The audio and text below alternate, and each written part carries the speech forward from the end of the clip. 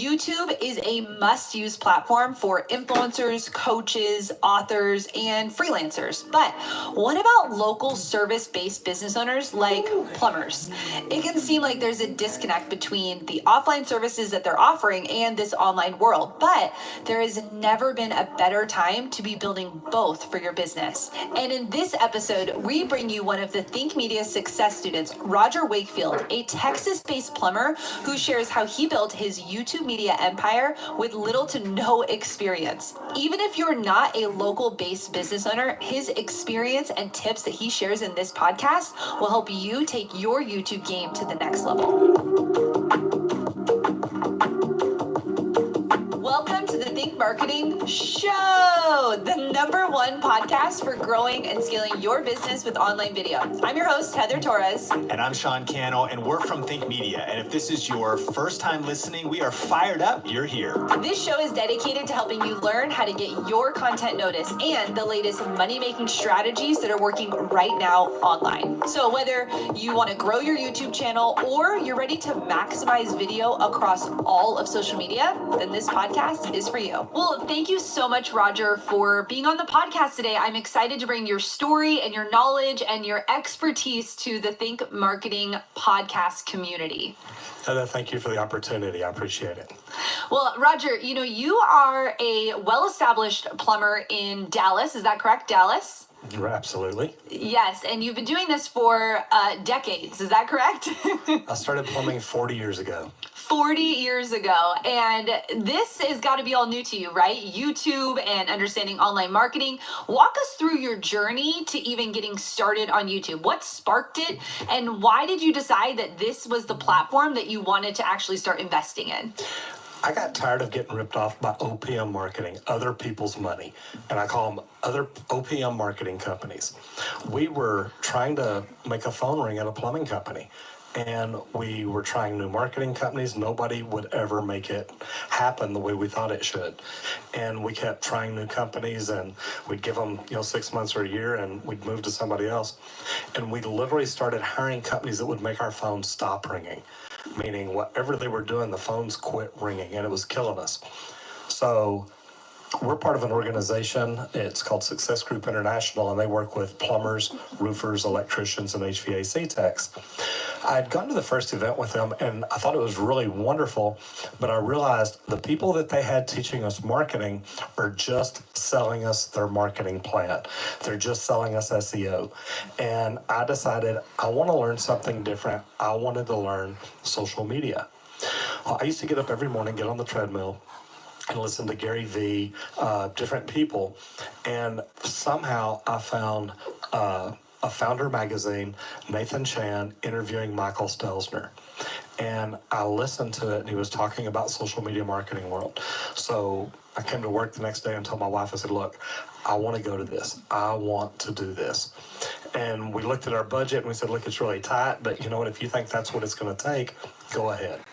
So I showed up in San Diego. It was 2 weeks before the event, so I paid full price for a ticket. It was 2 weeks before, so I got there, got my flight booked, got my hotel booked. I showed up an hour early because that's just me. I'm an early riser. I walked into the convention center. The doors were open, so I went down to the registration, said, look, can I go ahead and register? I'm here. The young lady registered me, and then she looks down at her list and says, okay, you're a plumber. I want to find some plumbers for you to hang out with. Mm-hmm. And she looks and she said, okay, there's no plumbers here. Who else would you hang out with? And I explained residential service people. I said, electricians, HVAC techs, roofers, landscapers, window cleaners, anything like that.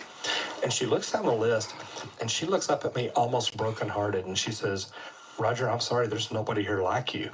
Mm-hmm. And I just started smiling from ear to ear, and I thought, oh my gosh, this is crazy. And she looked at me and she said, I don't know who you're going to hang out with. I said, don't worry about me, I'm going to be good. The second day that I was there, I was walking to a different session, and I saw the placard set up that talked about Daryl Eves, and it was using video to get in front of your customer, something like that. And it was so funny, and I'll tell you how little I knew about social media, when I walked in and sat down, and I'm one of these front row guys. I'm ADD, so, people moving around, I lose focus. And I'm on the front row and I'm watching him. And he said, YouTube is the second largest search engine in the world. And I almost got up and walked out because I thought this guy has no idea what he's talking about. YouTube is just a storage place for videos. And I did. I sat there and I kept listening. And he started talking about the squatty potty and everything he had done. And it blew my mind. And I knew right then that I was going to start doing YouTube. And we released our first real video a month later. And we've done 3 a week every week since then. That's amazing. You've now grown this YouTube channel to, right now it's at 27,000 subscribers that are interested in plumbing and all things to do with, the things that you are talking about.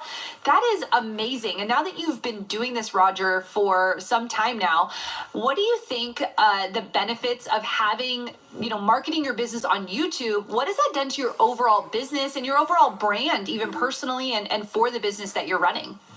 The first thing that it did is we quit spending money on Google, meaning we used to buy Google AdWords. Now, like you said earlier, I'm in Dallas. My competition, they do about $55 million a year as a plumbing company. We're $1 million a year company, nothing big, small, boutique, perfect. We want to do things right all the time. But I can't compete with those Google ad dollars like that. Literally, for pay-per-click, plumbing here in Dallas can get upwards of $150 a click. Mm-hmm. Now, that's not a call. That's not a customer. That's just somebody clicking on your on your ad. Mm-hmm. We're not doing that anymore. We literally started making YouTube content. And I love it because a lot of YouTube people will tell me, well, you can't brand YouTube locally. And I'm like, okay, you keep thinking that. I love it. Because we are. Yes. And we're making it work. And I cannot tell you how many calls we get a day to say, hey, look, we saw Roger on YouTube and we've got a question. And most of the time the calls are from around here, but we've had calls. We had a funny call one afternoon. A lady from South Carolina calls and says, hey, my water heater's making noises. I need to talk to Roger right now because it's going to blow up. And, they laugh around here. They're like, hey, look, it's not going to blow up. Roger's not in, but let me get you with another plumber. So it's crazy, but it has worked. Yeah, it seems, as I know, building a local business through the ability to build know, like, and trust with your audience. You're on camera. They're seeing you. They know you. And when you invite a plumber into your home or anyone that's working in your home, you don't really necessarily know who they are before they get there. And this is helping you and your whole entire team to be pre-qualified, I'm sure, to allow people to go, hey, I know Roger, and they know the quirky things about you. And you become the Roger who lives next door, right? You become the plumber they recommend because they have on their own built know, like, and trust with you. And we change that just a little bit. We go with know, love, trust, and connect. Because now they're connected. They invite me into their house. They invite me into their car to listen to me driving home. They invite me on a workout with them if they're listening to the audio. And that's what I used to do on the treadmill. I'd set the iPad up, but I'm listening. Mm-hmm. I may be watching, I may not, but I'm listening. And that's what I wanted to do. I wanted to be able to talk to people about plumbing problems or how to become a plumber or how to fix the problems of starting your own company or how to grow it. Mm-hmm. So it's really been great. That's amazing. And I love the community. I love going in and watching the videos that of the people that we're interviewing and the people like you who are speaking at Grow with Video Live this year. I want to see what you're doing and the community you're building around plumbing. Guys, this is what we mean when we say that video, that YouTube specifically could blow up your brand. The reason for that is because you're creating people that have like-minded interests, that want to know and that have a problem. You become their problem solver. And I've been able to see, Roger, the community that you guys are creating around plumbing. It's funny you put it that way because, you know who Michael Stelzner is. Mm-hmm. I got a phone call a couple of weeks ago, and actually it started as a LinkedIn connection, but Bruce Irvin called and said, I wanted to put you on my podcast. And I said, why would you want me on your podcast? He said, well, it's funny. I was interviewing Michael Stelzner, and Michael Stelzner, he asked him a question about using YouTube for local branding. And Michael Stelzner started laughing and said, look, you want to talk about YouTube and local branding, you need to interview Roger Wakefield. He's killing it. And it's just kind of crazy the way, you're right, it gets out there and people see what you're doing. In celebration of the launch of this brand new podcast, we're giving away 2 tickets to our annual conference, Grow with Video Live, a $1,500 value. All you have to do to enter is make sure you subscribe, leave us a review on Apple Podcast, and then take a screenshot of your review and go to thinkmarketingshow.com for the rest of the details. Yeah, you've become not only just an authority in the industry that you're in, but now you've grown to a wider audience and being able to be the person that can help other business owners in the trades that you're in. So that's what I want to get into next. I love to give tangible tips to our audience.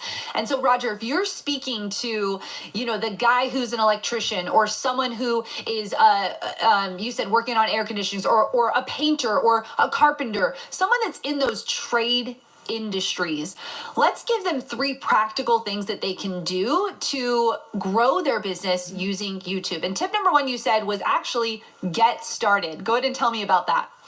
Well, think about what I told you about me going to social media marketing world. We literally, when I was there in 18, it was Wednesday, Thursday, and Friday. Now, I had to leave before the keynote on Friday because I had a radio show in Dallas Saturday morning. On the way home that night on the plane, I am going through my notes. I'm trying to come up with a plan. What do I want to do? After the radio show the next day, I came back to the office, going through my notes again. My wife and I got up Sunday morning, went to church, took her home, dropped her off, came back to the office, going through my notes again. And when my wife and my stepson Will, he's my CMO, my digital overlord, all kinds of crazy titles. But when they came in Monday morning, I said, guys, look, we're changing things and we're changing it right now. And I think that's the key thing that people need to understand. Get started now. And if I would have walked in the office Monday morning and let the plumbing company take over, man, plumbing happens every day. And if I would have walked in and not got started, I would not be doing what I'm doing now. I would still be plumbing. And, maybe this week I'm saying, oh gosh, you know what? Social media marketing world's going on. I ought to go learn something again. Maybe I'll learn something better. It's not what we learn, but it's what we do with it. And just getting started, and if you get started now, you're going to be ahead of 95% of the country. And that's going to help you in the long run. Yeah, and it's just the getting started part. It's getting over I'm not a plumber. I mean, I am a plumber. I'm not a YouTuber. So let's talk about number 2, which is learn the tools. The thing that I realized coming home from social media marketing world was I just found a whole bunch of new tools. Meaning I found YouTube, I found video, I found social media. I met people from across the country that were great resources that I could talk to, that I could reach out to, that I could learn from. That first social media marketing world, I sat in Sean's class. I sat in Pete Vargas's, and everybody had something different, but it was all, look, there's a right way to reach out and engage your community, grow a community, and be part of the community. And what I realized is, it's just like a plumbing tool. If a new tool comes out and I don't learn how to use it, it's never going to help me. But YouTube, these cameras, these microphones, it started with my phone. And then a cheap computer camera, got a Logitech. And it's grown from that. I'm looking at a Sony and a Canon right now, but that's not what I started with. But if I would have waited until I could afford all the equipment that I wanted to use, I'd never get started. I improve 1% at a time. Mm-hmm. Every video, we try to do one thing better. Let's focus on this. Let's focus on this. Let's do one thing better. The tools that are in front of us, if we learn to use them the right way, we can do anything we want to do. And that's what I walked away with at Social Media Marketing World. Look, I've got a whole bunch of new tools. Do I go home and put them on a shelf, or do I pull them out and learn how to use them very, very well? Yeah, and it's so critical that we aren't taken back by the tech. The tech really is something that holds so many business owners back. And I mean, you went to school, you had to learn the trade, you did an apprenticeship. You have to still be in this phase of just learning. The first time you did a video, Roger, I'm sure it probably was not your best video. Is that correct? And I'll leave it up there. I remember Sean talking one time about some of his first videos. And it's funny because we just had this conversation yesterday. Will walked in the office. He said, look, I've come back through our channel. There's a lot of videos that still don't have but 25, 30 views. They're really not very good.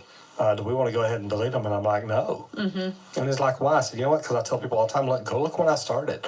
I was horrible. But you know what? At least I was trying. At least I was getting up and doing it. And you know what? When people said, hey, your lighting is no good, it's like, well, okay, how do I make it better? What do I do? Or I'd look it up. And it is what it is. People are going to hate you. People are going to love you. I get comments all the time telling me, I want to become a plumber now. I watched your videos. I don't want to go to college. I didn't know what else to do, but I love what you're talking about. And whether they just the passion that they see or the fact that I really love what I do, I'm using a whole new tool, talking to a whole new group of people. And to me, that's what it's all about. Yeah, it's amazing what these tools can gift us. Like you said, the idea to be able to talk to the other person on camera. But I know that is actually something that holds people back. When you click that record button, when you turn it on, when you set up your microphone, you get ready. For me, when I do my hair, my makeup, and all those things, it can feel so intimidating because you start thinking about yourself and like, am I going to sound good? Is this about me? But tip number 3 is to always think about the person on the other side of the camera. How has that helped you in developing out your YouTube strategy? The thing is, I never think about me. Look, I don't have much hair to fix, so I really don't have to worry about that. My makeup is perfect every day. My thing is, I understand that I'm talking to somebody. Getting to talk to you earlier, watching you do an interview earlier. I know your story from sitting in Sean's sessions. So I feel like I know you. And when I look at this camera, that's who I'm talking to. When I'm making a video talking about plumbing at someone's house or how to get into the trade or something, I'm literally thinking about that person sitting on the other side of the camera, watching me, that wants to know, what do I have to do to become a plumber? Or what do I have to do if my water heater is making noise? And I think that if everybody who makes a video, number one, look at that lens, look at that camera right in the eye and connect with it, because there is somebody on the other side looking you right in your eyes that wants to learn whatever it is you're talking about. And if we always think about the person on the other side, we're going to connect with somebody, and it makes such a big difference. Yeah, I've noticed that even in what we're doing here at Think Media and at Think Marketing is the idea that I want to create content for you. If you're listening to this podcast right now, I know so many things about you just because of the type of content that we are creating here, what we're niching down into. And so, Roger, I love that you said that it's not about you, it's about the person on the other side and the connection that you can have with them. I am so excited, Roger, for you to be one of the speakers this year at Grow with Video Live. This is the #1 video marketing conference here in the US, and we want to bring people just like Roger to you here at the Think Marketing Podcast, but at our live event that's happening in September here in Las Vegas. And Roger, I know you're going to be sharing some amazing tips on how you've used YouTube to grow your local business, and you're going to be a resource there to be able to connect with other people, just like when you were at Social Media Marketing World and they said there's no one here for you. We're making sure that here at Grow with Video Live there's someone for you. So Roger, what are you excited about this year for Grow with Video Live? Heather, the neat thing to me is one of the things that I teach about is networking. And my wife and I are into networking. That's how she's grown her business. That's how I started growing the plumbing company. But I remember when she first told me to go networking, I thought, I'm a plumber. Plumbers don't network. But I do. I get out and I network, and it's funny because the first time we walked into an event together, she took me dragging and screaming. But what I did is I told her, look, you go your way, I'm going to go mine. We're not here to hang out together. Let's see how this works. At the end of the night, she came up to me and she says, "Oh my God, Roger, every time I looked up, you've got a crowd around you, you've got your arms going and you're talking and you're all this." She said, what were you doing? I said, "Well, people had plumbing problems. They asked me questions. I just told them what's going on, what's happening with it." And that's what I think a lot of people need to learn is learn to network, learn to build that relationship, because whether you're in a room with somebody, Heather, or you're in social media, you're building a relationship. And think about it. If somebody walks up to you at an event anywhere and just says, "Hey, look, I've got something I'm selling and I want to sell it to you now. Sign the paper here. Let me get your address and all this." You're like, you know what? Back up. But people try to do that on social media all the time. Learn to build the relationship first. And if you build that relationship, you can become the person that people know, love, trust, and connect with. And that's huge. That's amazing, Roger. I am really, really excited for the Think Media community to get to see you in person on stage at Growth Video Live. And thank you so much for your time today. And I can't wait to see you in September. Heather, thank you. This has been wonderful, and I've really been looking forward to this because being in Sean's sessions before, I've heard your story, and I love what you're doing. And I tell people all the time, look, this lady's doing phenomenal things. You can do it too, because we've all got a story, we've all got a passion, and we all, I think deep inside, want to reach out and help other people. So thank you for this. I do. I love what you're doing. Wow, that was actually a really great interview with Roger. I totally agree, man. I'm so inspired by Roger. And what I love is the fact that he just took massive action. You know, it can be scary, especially when video is not your main thing. YouTube, social media is new to you. But as a business owner, he realized how important and powerful it was. And he's just experienced massive momentum because he pressed record. Yeah, and I love that Roger's going to be speaking this year at Grow with Video Live. And if you would like to get your tickets to Grow with Video Live and see some of the amazing deals we have right now, you can go to growwithvideolive.com and you can see all of the speakers that will be here this year. But before we go, we want you to take out a notebook right now. You just watched that whole interview with Roger, and I want to know, what is one action that you're going to take? What's something you're going to do to move your business forward? Yes, and we also want to give a shout out to the review of the week. And here's what it says. My twin brother and I have learned so much from Sean's YouTube content in such little time compared to what a traditional college course would teach. The great thing is, with us having business management degrees, we have a good understanding of core business principles. But Sean's content has helped us easily identify how that translates to online video. It's always about influence, income, and impact. Thank you so much for leaving that review. And we didn't leave a name there. So actually, if you haven't rated and reviewed this podcast, definitely do that. Let us know your name so we can shout you out and maybe feature you in one of these weekly comment audience community shout outs. And if you didn't know, we're actually giving away 2 tickets to Grow Video Live if you rate and review the podcast. While we're just launching the Think Marketing Show, we're in the early episodes still, and we're so pumped that you've been a part of this journey with us. So if you go to thinkmarketingshow.com, you can get details about how to go through a few simple steps to just rate, review the podcast, and then you'll be entered to win 2 tickets to hear from Roger, to hear from Heather Torres, and all of our other great speakers. Yeah, and if you want to be a part of the Think Marketing community here, you can subscribe wherever you're listening, or if you're on YouTube, you can subscribe right there and leave us a comment, rate us and review us like Sean just said. But if you're listening and watching on YouTube, we would love to connect with you in the comments below. Thanks for listening to this episode. And we'll see you in the next one.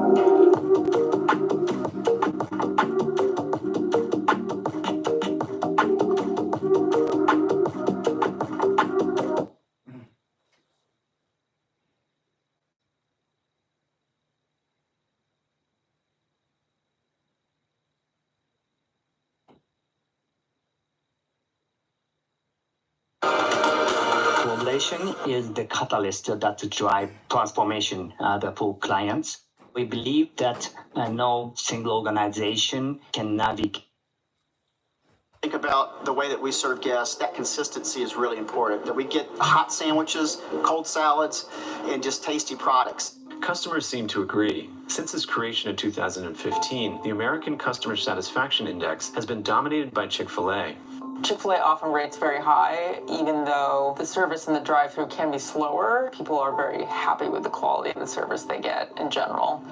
Today, many Chick-fil-A restaurants use a practice known as upstream ordering, where an associate will take a customer's order while they're still waiting in line. It started before the pandemic, but has really proved very important during the pandemic when they closed their dining rooms, which really meant the drive-thru is the major channel of sales. So if you go to a Chick-fil-A now, in many locations, you will see workers out in the drive-thru with tablets. And so instead of speaking into a speaker box and kind of mumbling your order and it maybe getting screwed up, you're telling this person directly next to your car what you want. To ensure that quality in every one of its locations, Chick-fil-A uses a different franchise model than most other fast food chains. Unlike most chains, where the franchisee covers most of the costs of opening the restaurant, Chick-fil-A owns every one of its locations. The company also selects the locations and builds the restaurants. We really think that that's a key differentiator in the way that we operate. We're not looking for a financial investor or people that want to buy a big market and open a bunch of stores. Chick-fil-A states on their website, franchising is not an opportunity for passive financial investment, working from the sidelines, or adding to a portfolio of business ventures. Franchisees are called operators, and each operator is handpicked by Chick-fil-A after a rigorous interview process. Chick-fil-A likes to say it's about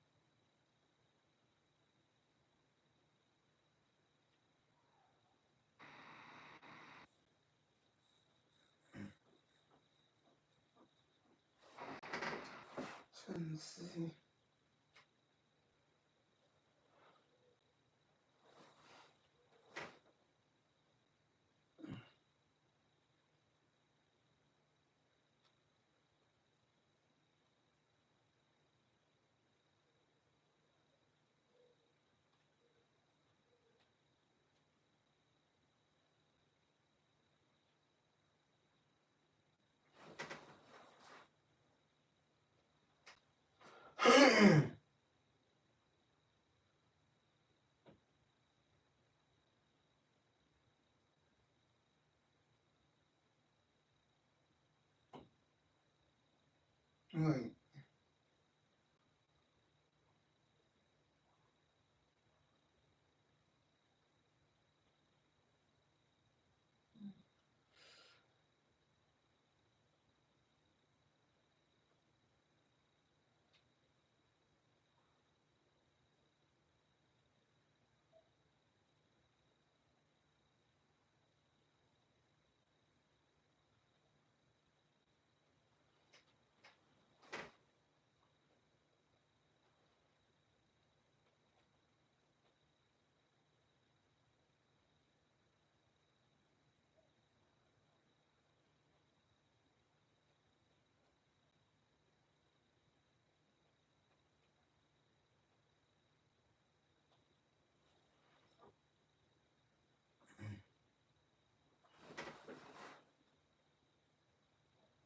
Next.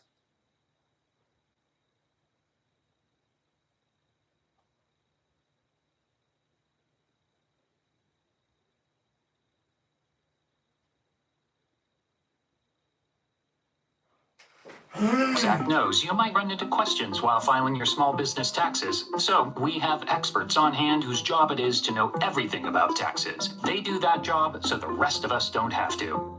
Heroes. Tax Act. Let's get them over with. sleek AF. It's pronounced sleek as If you haven't seen it yet, Google and YouTube did a brand new report revealing exactly what's working right now to get views and subscribers on YouTube. And in this video, I'm going to be covering 4 tactical things you can do immediately, plus 3 big themes from this report. But I want to address the elephant in the room, and that is YouTube gurus. The problem with YouTube gurus is a lot of them are sharing theories that are untested with maybe personalized data, but not big data that can be proven across multiple channels. And so while you want to make sure that if you're learning from somebody about how to grow on YouTube, they've got some results. That's why I didn't start teaching YouTube until I had generated 6 figures in a niche that's non-YouTube education. And then today have gotten 3 silver play buttons and a gold play button. But the bigger thing is that it's not just about what works personally for one channel or one niche, but what are the universal principles that you can apply so that you can get results no matter what your channel topic is. That's what we're going to be covering in this video. Welcome to the Think Media Podcast. Sean Cannell here, and I'm excited to dive into today's episode, which is based on a study that YouTube did and Google did of thousands of viewers and what their preferences are when it comes to content. And this study revealed a bunch of insights, so many that we actually have broken it across 3 episodes. This is episode 3. If you want to check out 1 and 2, we'll make sure those are listed in the show notes. And now let's jump into the first insight. Build a consistent theme on your channel instead of posting random videos. Here's the stat. Viewers are 100% more engaged with thematically consistent content. So the insight is connected content themes build stronger audience loyalty than random topics. And this brings up the question that all of us ask often: do I need a niche on YouTube? Do I need a specific channel topic? That might be so constraining. Some people these days are saying the niche is you, like you're the niche. Or some people are saying you should have a really specific channel like gardening or just vertical gardening. And there's all kinds of debate. But here's where the debate stops. What you need is a theme. And what you need to avoid is just posting random videos that have no cohesion. So I think an application tip here would be answering this question. How does each new video reinforce your channel's core message? Which might reveal another question. What is your channel's core message? You know, when I think about Think Media, the brand, we now have our tech channel, and this is the more strategy video podcast. If I summed up our content in one word, it would be helping you with YouTube. The one word would be YouTube. I actually could take a step deeper than that, or maybe wider, and say video or video marketing. And so can you sum up your core theme in one word or one topic? What's fascinating is that when you do so, maybe your experience, if you've been a part of the Think Media podcast community, is, you know, eventually we might talk about email marketing or how to package what you know in an online course, or how to, select the right camera or get views on YouTube, and maybe even time management, because if you're a busy mom or a busy entrepreneur and you're trying to do YouTube, you're juggling a lot of things. But here's what's interesting, right? Is I hope, it's coming across in our brand that like it's in the context of YouTube, or it's in the context of helping you build your brand and make money with video. And so I think you need a theme. In fact, remember, it doesn't matter what any YouTube guru thinks. What's the real data show? What does proven success across the platform show? It shows that you should have a core message, because viewers are going to be 100% more engaged with thematically consistent content. And let me encourage you, the myth here I think that people get into trouble with is they have a breakout video. Viral videos are dangerous. They have a video that gets 10,000 views or 100,000 views or 1 million views. A short goes viral. And then they start thinking that, oh man, now I'm making it. Now I might get some reach. But just because you have a viral video doesn't mean you're building an engaged audience that is subscribing for a consistent core message. Random videos create random viewers. And no successful online business is about random stuff. And so as you plan your content and your greater channel strategy for the rest of the year, answer the question of how does each new video reinforce your channel's core message? Next insight. Communicate clear value promises in the first 30 seconds of your video. Here's the stat. 82% of viewers decide to stay watching a video based on the first 30 seconds. The insight is direct value statements outperform slow introductions. So one of the reasons why your views might be suffering is because the beginning of your videos are suffering. And you have to understand how YouTube works. If you have a good title, good topic, good thumbnail, and someone clicks through on the video, great. But if they jump off within the first 30 seconds, then that's going to harm the reach of the video. YouTube's not going to distribute it very far. So you want to be very thoughtful about what's happening in those first 30 seconds. And it's not a time for introducing yourself. It's not a time for a slow introduction. It's not a time for anything other than direct value statements. And even if you're doing entertainment, you want to grip attention in those first 30 seconds. Now, what's fascinating is if you log into your YouTube studio, there is under analytics an area that actually will tell you what percentage of your viewers are still watching at 30 seconds. So we know for a fact that YouTube cares about this specific metric. I have found that when I'm looking at that stat in YouTube analytics, that 50% of people are leaving my videos in the first 30 seconds. And sure enough, those videos don't do very well. It's interesting recently, though, as I continue to spend more attention on crafting the opening 30 seconds of my video, the hooks, my best have been like 9 out of 10. 92% are still watching at 30 seconds. So that's something to consider as you're crafting your intros of your videos, but it's also something to measure because what gets measured gets improved. So if you've been posting some YouTube videos, take some time to go into your YouTube analytics, analyze the results. And if you're watching the video version of the Fake Video Podcast and you have a chance to report your results in the comments, that'd be awesome. Because I'd love to know what insights you're getting, maybe from diving into your analytics. And here's the application. Answer this question before you press record. After this video, you will be able to what? Now, again, in entertainment, it might not be an educational result or something they've learned, but I wanted you to know that after this video, you're going to have at least 4 actionable tips and 3 big themes that can help you get more views and subscribers on YouTube this year. What's going to be the takeaway, and define the takeaway before the video starts. Next insight. Use every YouTube feature to help viewers navigate your content. Here's the stat. Channels using platform features show faster growth rates. This is fascinating. So of course we know that the content itself, videos themselves are what are going to get views, are going to grow your channel. But from the report, they realized that those who tap into YouTube's features, the insight is built-in tools. This improves the viewer experience and retention. There's something called session watch time, which is beyond just watch time. This is one good example. If you have a good video that has good watch time, that means people spend a lot of minutes on it. Maybe they even watch it till the end. That's great. But it'd be even better if they spend a longer session on YouTube, meaning they watch multiple videos. That might include your videos or other videos.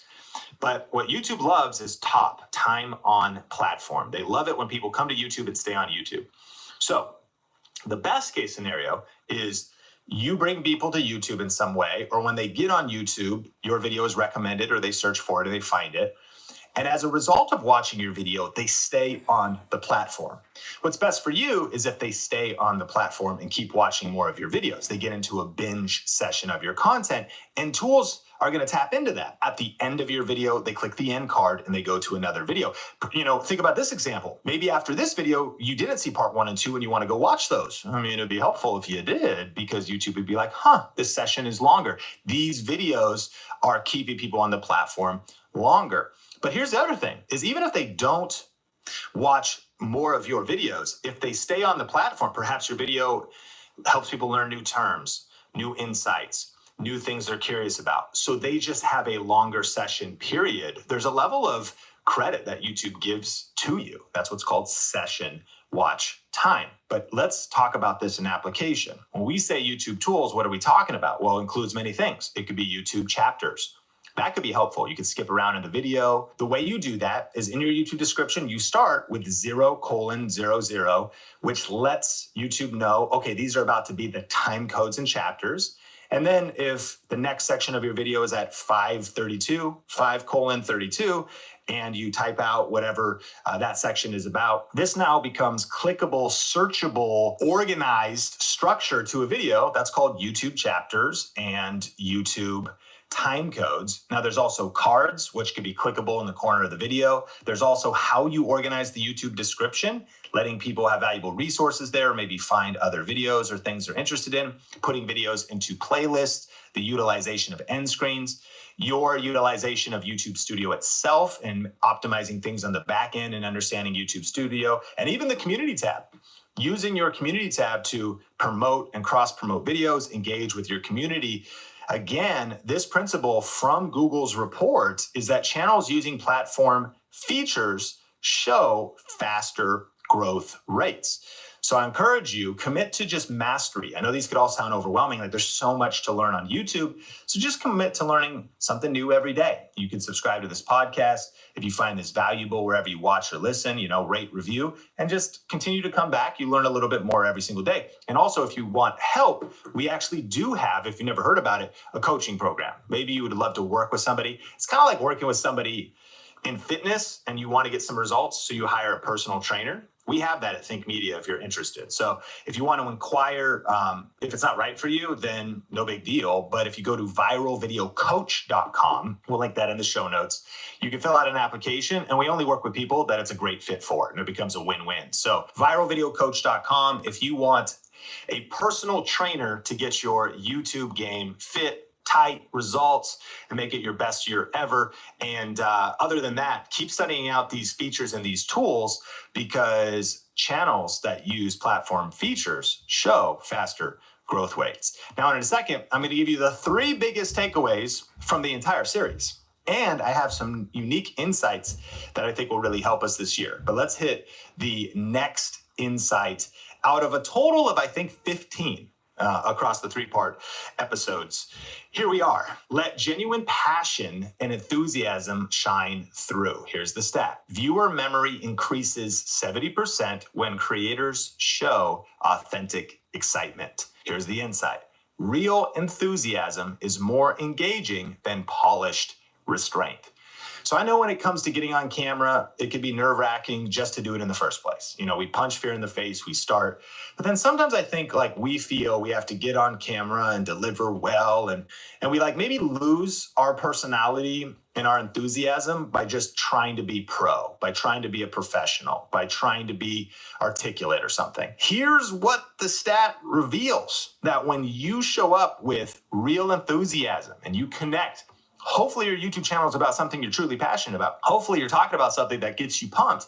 And I'm sure that at certain times you might go down a train of thought, or happens to me, I start mentioning something that kind of fires me up. You want to roll with that. You want to roll with that passion, because what's fascinating is viewer memory increases 70% when people show excitement. It's like dry information is cool, I'm getting facts, but I'll forget the content. If you want to be unforgettable, get a little uncomfortable by being yourself and showing real enthusiasm. And so the application is, don't be afraid to include moments where you naturally get excited about your topic. This episode is brought to you by StreamYard. StreamYard is our go-to platform here at Think Media for live streaming to Facebook and YouTube, and for recording our video podcast.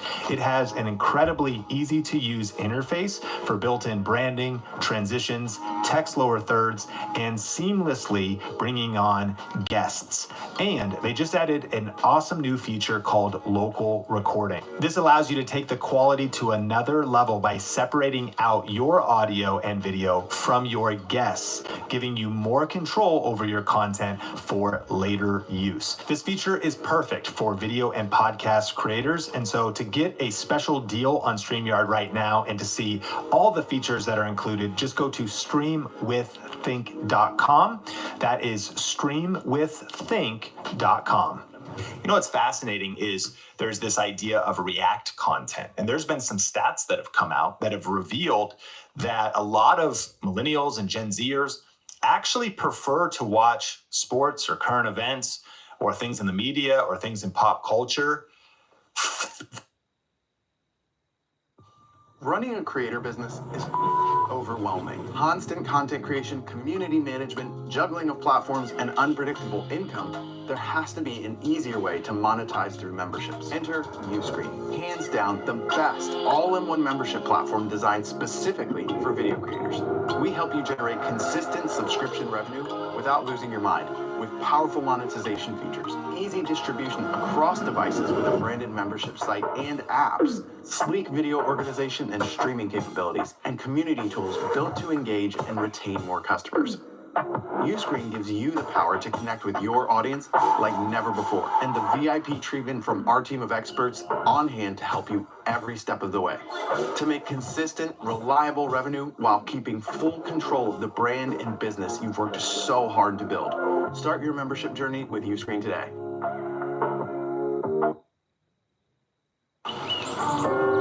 What's for dinner? What's for dinner? Yeah, what's for dinner?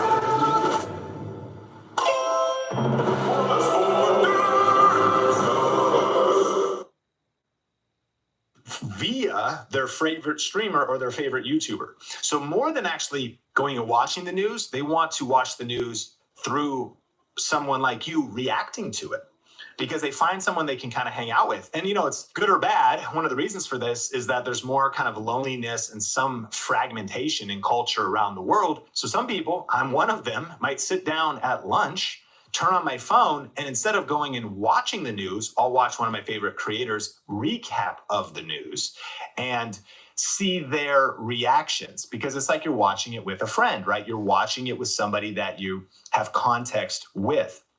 And it is more interesting because the way they react, or when they show enthusiasm or excitement, it sticks with me, right? And so don't be afraid to include moments where you naturally get excited about your topic. But we're not done. In fact, this is probably the most important part of the video, because we're going to cover the 3 biggest takeaways from the 3-part series. Let's dive in. Number 1.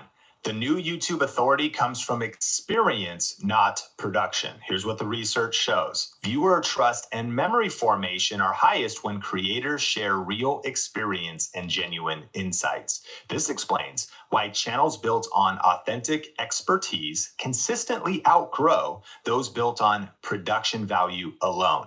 Your lived experience is your competitive advantage in an AI-driven world.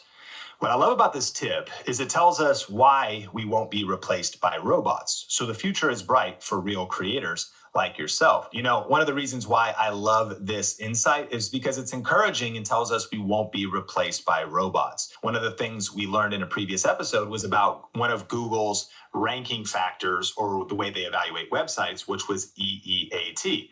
It was experience, expertise, authority, and trustworthiness, which are human attributes. And I wrote down 3 things that I am going to try to apply this year that I think will benefit you as well, so that there is continuous growth on your YouTube channel and you don't get stuck or plateaued. Number 1 is commit to personal growth.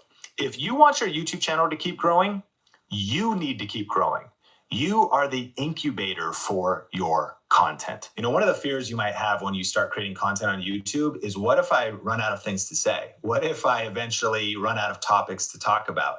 And the only reason that would happen is if you stop growing. But the cool thing is, if you keep growing, if you keep learning, if you keep having experiences, if you keep creating new stories because you're actually living this thing and challenging yourself and putting yourself out there, then you will continue to grow, and so will your YouTube channel.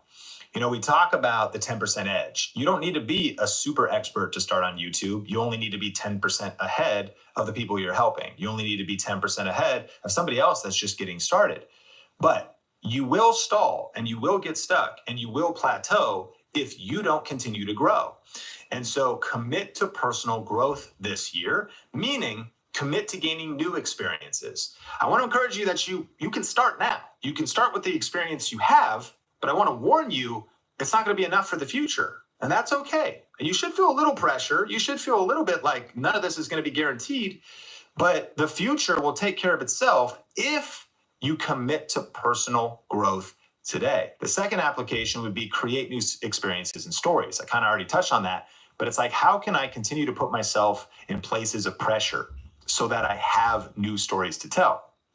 Personalized stories, like Google tells us, experience, expertise, authoritativeness, and trustworthiness.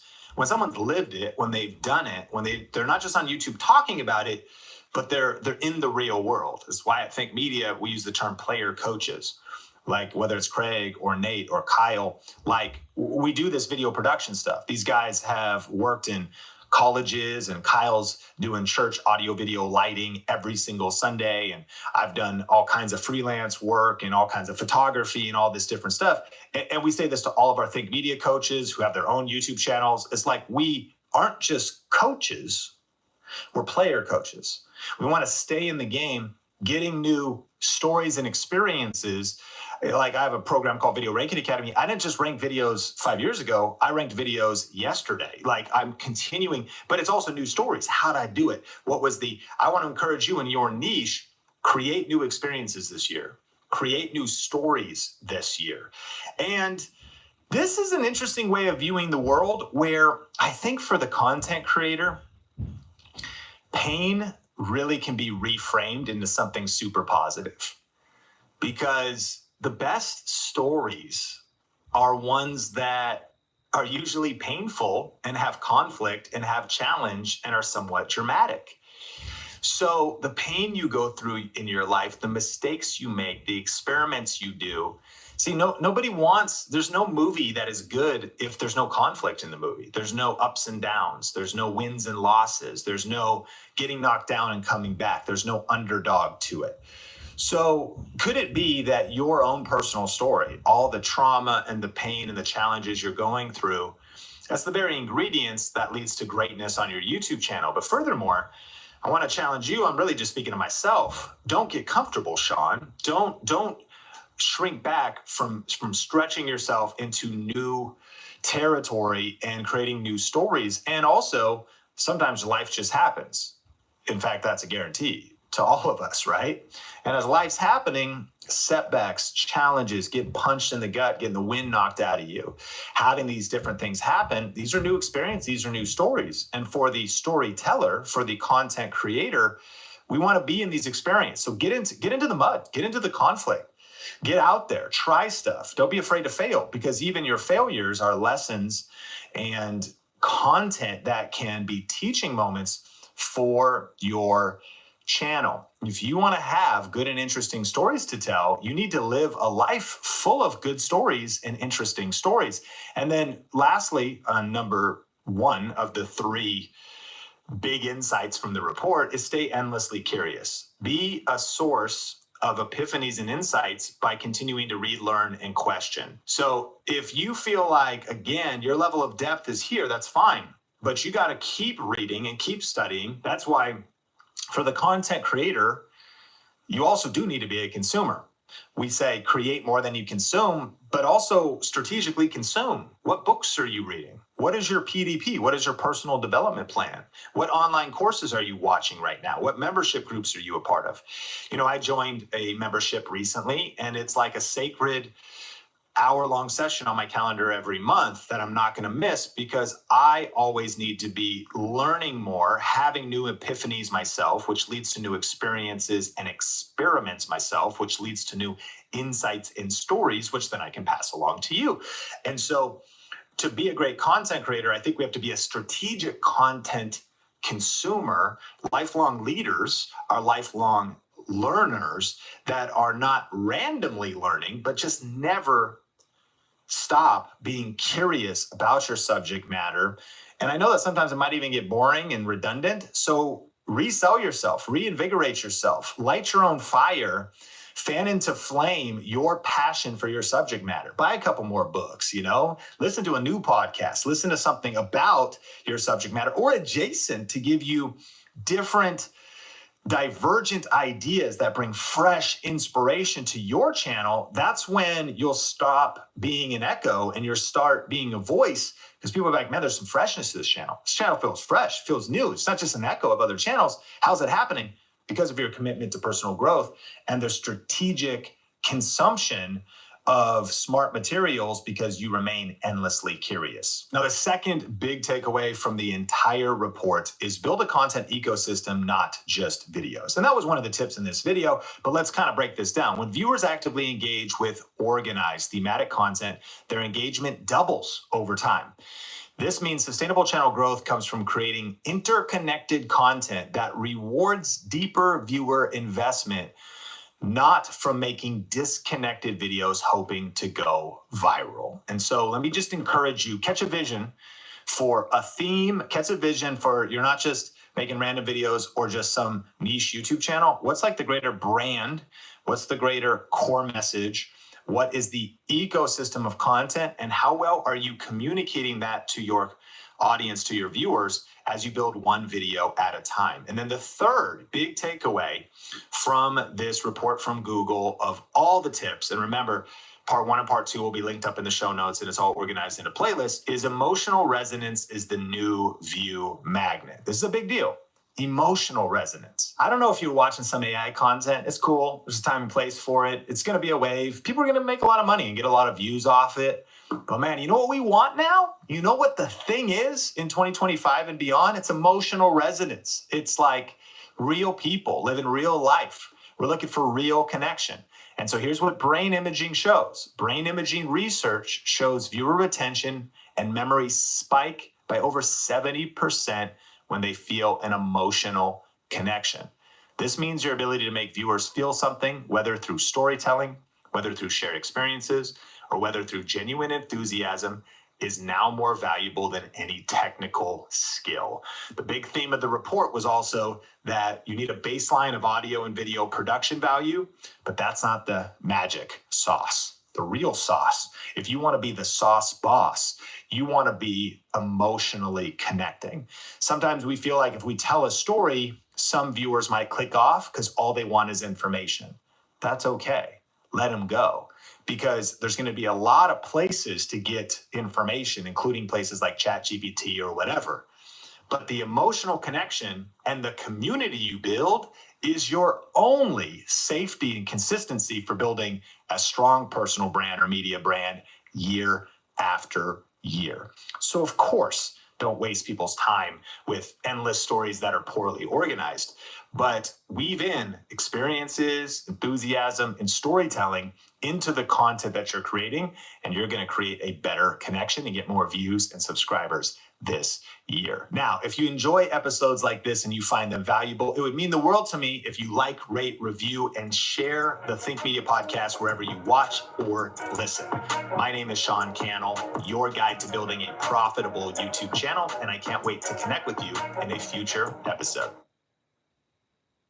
Harbor Freight, we're committed to ensuring our tools are expertly engineered and built to last. How do we do it? First, we build state-of-the-art labs for tool development and quality assurance. Then, we rigorously test and refine our tools until we're absolutely certain they're every bit as good as other top-name brands. Our tools just happen to cost a whole lot less. So if you're looking for high-quality, long-lasting tools at an unbeatable value, look no further than Harbor Freight. Lean Cuisine. Ridiculously tasty meals that are always a good source of protein and always under 400 calories. You have good taste. Flavorful, not calorie-full meals. Lean Cuisine.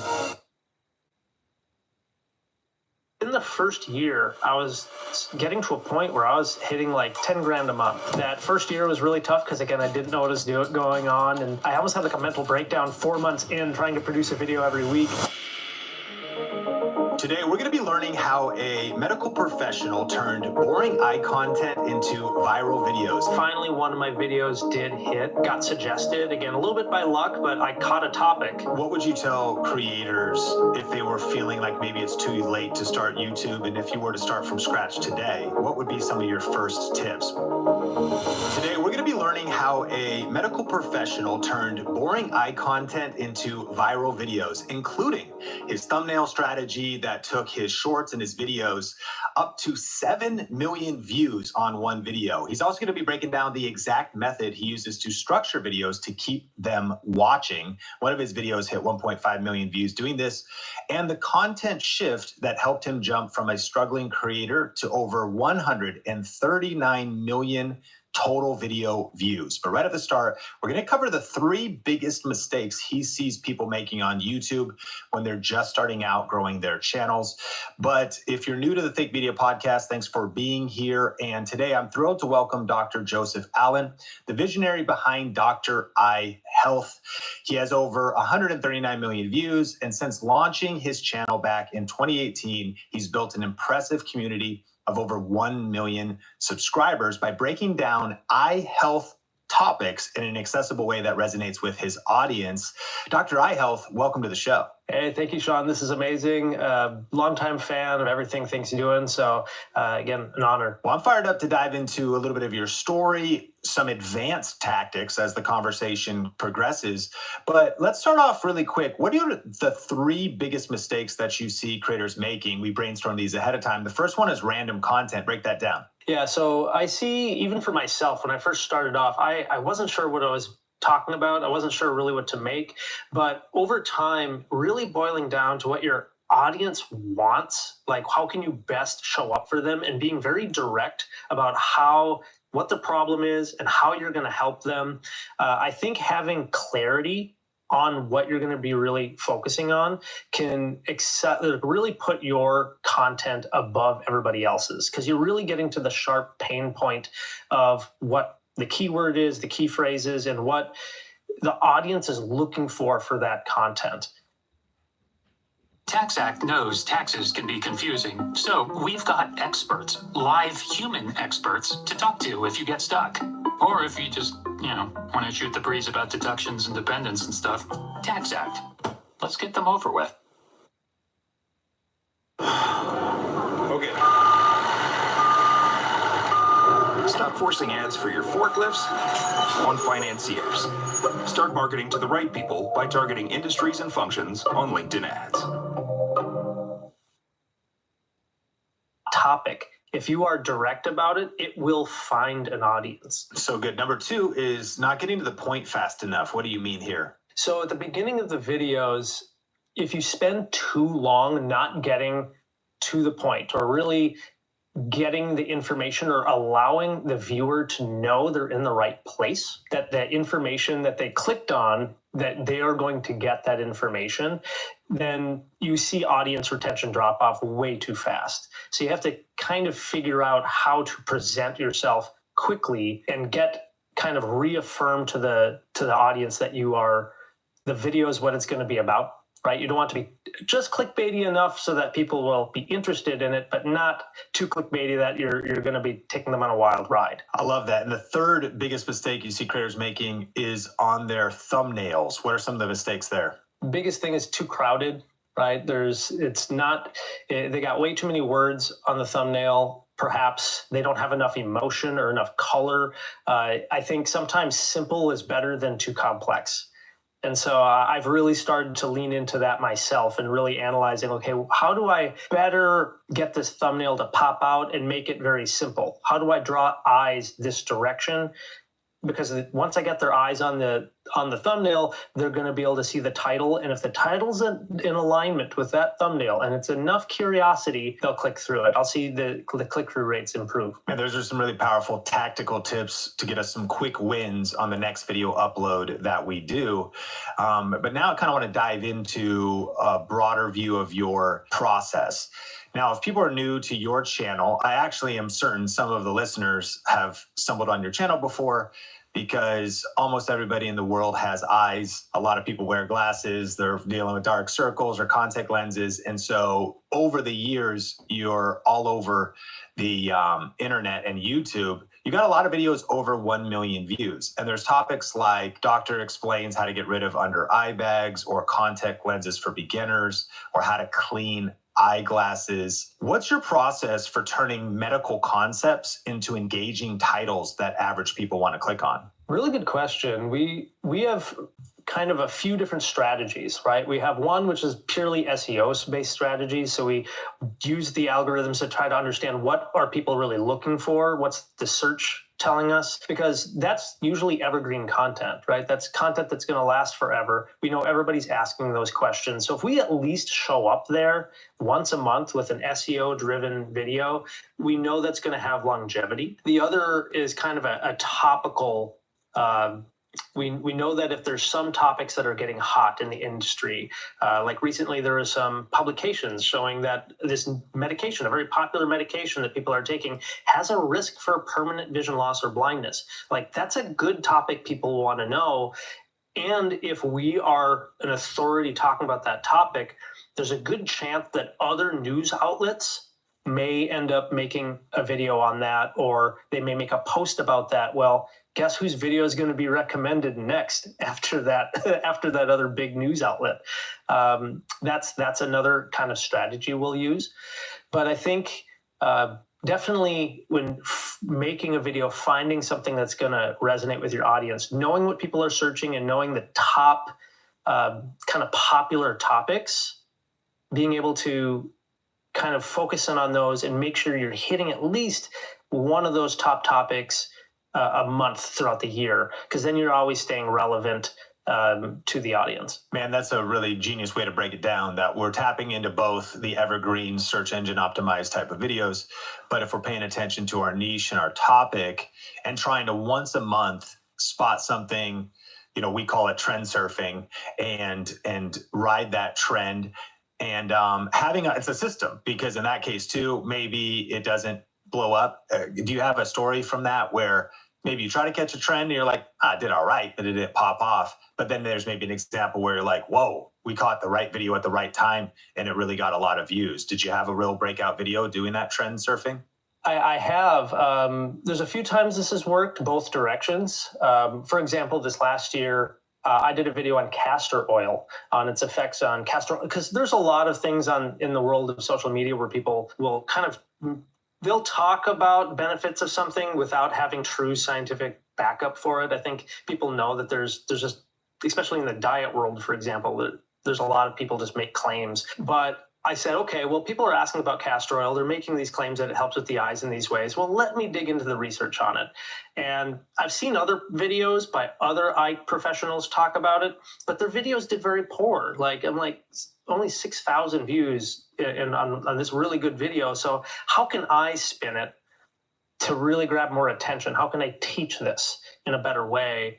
And so I gave it a shot. I honestly thought it was going to flop. I thought we're going to get maybe 10,000 views tops. And it caught that wave along with all these other content creators making content about castor oil. And I got millions of views off that video. So it works. And sometimes it doesn't. It works okay. It would, even if it only got 10,000, I would have been happy with it. It'd be like, it's still good information. It's still going to help people. But, thankfully it paid off. It's a great mindset, because if it would have only got 10,000, a nice mindset to be like, yeah, help some people, got the video out there. But I'm looking at it at the moment of recording. It's got 2.6 million views. It's getting 76 views per hour as we talk. So this, hour-long conversation, 76 new people still watching the video. And the title ended up being Castor Oil for Your Eyes, Dry Eyes, Eye Bags, Eye Floaters, and Cataracts.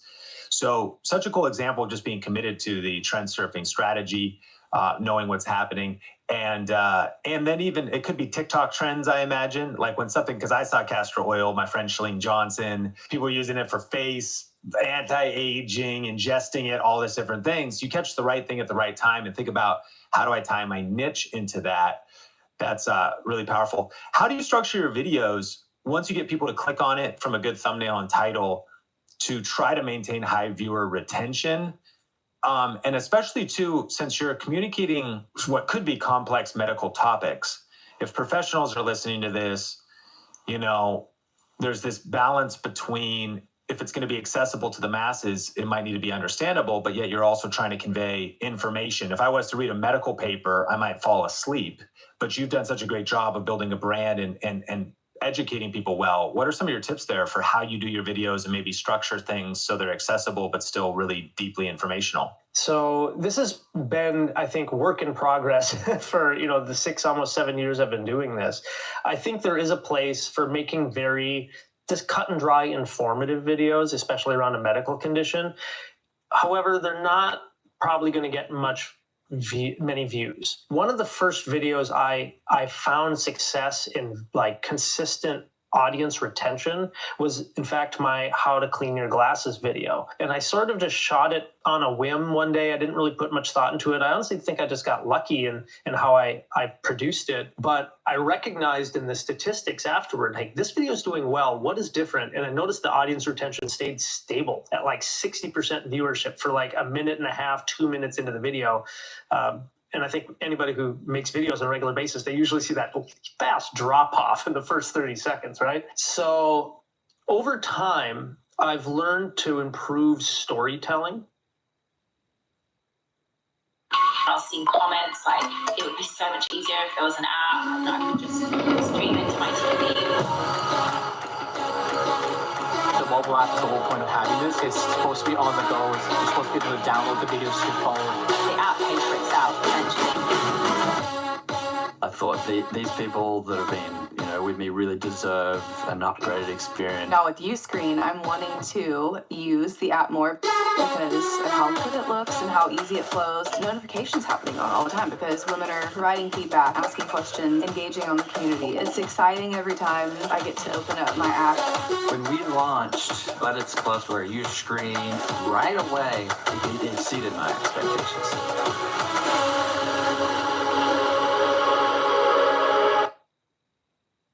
Hey, it's me, your skin. Some cleansers get us clean, but take my moisture. CeraVe cleansers help me maintain my moisture balance with hyaluronic acid plus 3 essential ceramides to help restore my natural barrier. So we're CeraVe clean. CeraVe hydrating cleanser. With more complex topics, like how to clean your eyeglasses is like a tips video. Works very well when you have multiple points. You're like, hey, here's 6 tips. Here, let me show you 1, 2, 3, 4, 5. But when you're trying to explain a more complex medical condition, I try to use the but and therefore. Have you ever heard anyone give that explanation? Break it down. So you may have a point of, like, for example, in the eye care world, astigmatism. A lot of people have astigmatism. There's maybe listeners and viewers who are hearing that term. They're like, oh yeah, my doctor said that before, but maybe they don't really know what it is. So in a video that I've already shot, it'll come out here in some time, but that video will break down how astigmatism affects your vision. And I'll raise that up as a question, but I'll say, but first, we should probably define astigmatism. And so then I'll be able to kind of pause, like the viewer thinks they're going in one direction, but I'll say, but let's talk about this first. So I'll change direction. That's still on the same topic. It's not in far left field, but it helps explain the story better. And so I'll try to use a couple of buts and change around the topic and answer other common questions around that topic, just to keep viewers interested and invested in hearing the full story. It takes some time, but you can get better at it as you continue to write and put in the skills. And then what's there for? So that's still part of it. So you say, but this happened. Like, it's part of the storyline, right? You're explaining the medical story, but there's something, it doesn't work out the exact way you thought it was. And therefore, this happens. And so you start to explain what happens there, and then you add another but. And then you continue to kind of make this dance around the main point. And ultimately, you still answer all of the questions in the point of the video, but it keeps the viewer more invested in what you're explaining. I think this is so powerful, and I think it's a skill that can take time to develop. So if you're listening to this, it might feel overwhelming. You think of Dr. Allen doing this for 7 years, still at it, sharpening his skills all the time. It's a good reason to subscribe to the podcast. And even just repetition of this kind of information and learning is so important because these are high-level skills. But I feel like I want to call this like the Pulp Fiction strategy, because Quentin Tarantino is famous, as many other directors are, for cutting to the chase with a scene in one of his films and then jumping back way in the past to give you some past context and then jumping into the future and then jumping into the middle. And you actually will oftentimes see this a lot. Some great shows, you know, if you're listening to this right now, maybe you think of a show that will bring you into a present conflict. And then after a bit, we'll go back to the past to lay foundation. And maybe it's even walking through that individual's childhood, which is now making all these correlations to what's happening now. Or they're jumping between characters that are all moving around this narrative arc. The punchline is it's not linear as we would just think. Like a lot of shows or movies, they don't just start with like, and day one, the protagonist was born, and then 10 years of a really boring life. But even the big idea of cut to the chase would be the idea of like, how does every James Bond movie start? It starts with a gunfight. He's like riding on a jet ski. There's helicopters. It actually is 0 to 100 real quick, like Drake. There's massive conflict. And then it's like 6 days earlier. And so it kind of goes back. So that's kind of what I envisioned when you were saying that. It's sort of like you're grabbing people in, you're bringing them here. But that storytelling now is jumping back. And it's funny to relate, you know, a Quentin Tarantino movie or James Bond to education about eye health or YouTube. But these storytelling principles are transferable. And hopefully listeners, maybe they'll never watch a movie the same. Looking at the storytelling arc from every film you watch and how could you maybe include that in your videos, that's a really high level of thinking. When did you start doing that? Only until maybe the last year or two. And I think I sort of stumbled onto it by accident. Like I just started watching some other creators and thought, you know, that's an interesting way to shoot their video, an interesting way to edit it. How would I incorporate that in explaining this more medical-based topic? And there's times it's worked. There's times where I've applied it more heavily just because it's easier with some topics. But for example, if someone goes back and watches my castor oil video, you will notice I kind of tee up that there are concerns or risks if someone puts 100% castor oil on their eye. But first, let me explain that this study where I was really surprised that there's benefits to castor oil. And so it kind of shifts a little bit. You'll see it a little bit in that video. And that was an open loop because there's some risks. I'm like, okay, I need to know the risk. You're like, but first, let's go back and give you some context. I'm like, okay, well, now I need the context, but you've still created a great open loop that I need to close to understand what those risks are that are coming later in the video. Absolutely. And so I think it's a higher, for anybody who's maybe just starting out, it is a higher level of video writing, and it's something I'm still working on. But as I get more excited writing the videos myself when I start writing it in a storytelling way rather than just cut and dry. Cheetos pizza thing, it changes everything. Hey, you guys try this? Pretty tasty. Hey, Donnie, don't you got someplace to be? Huh, sorry. Cheetos Cheese Pizza Puffs, proud to be the second best pizza thing.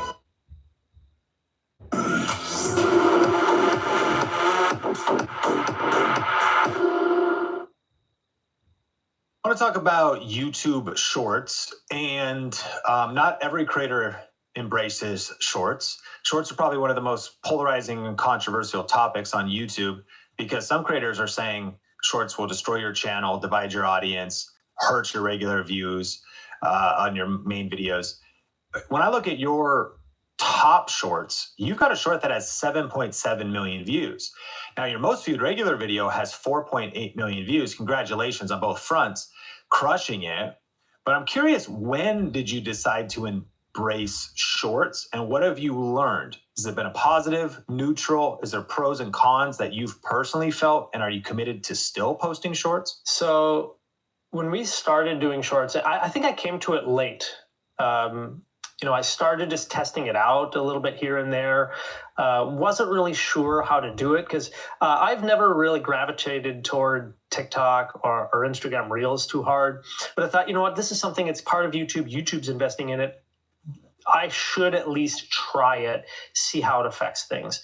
And we had a little bit of success doing some reactions, but I started just kind of saying, hey, let's pick topics, especially even SEO things that, I can't make a full video on this, but I can at least make kind of a short and zoom in on that. And it's not going to hurt anything for me to try it.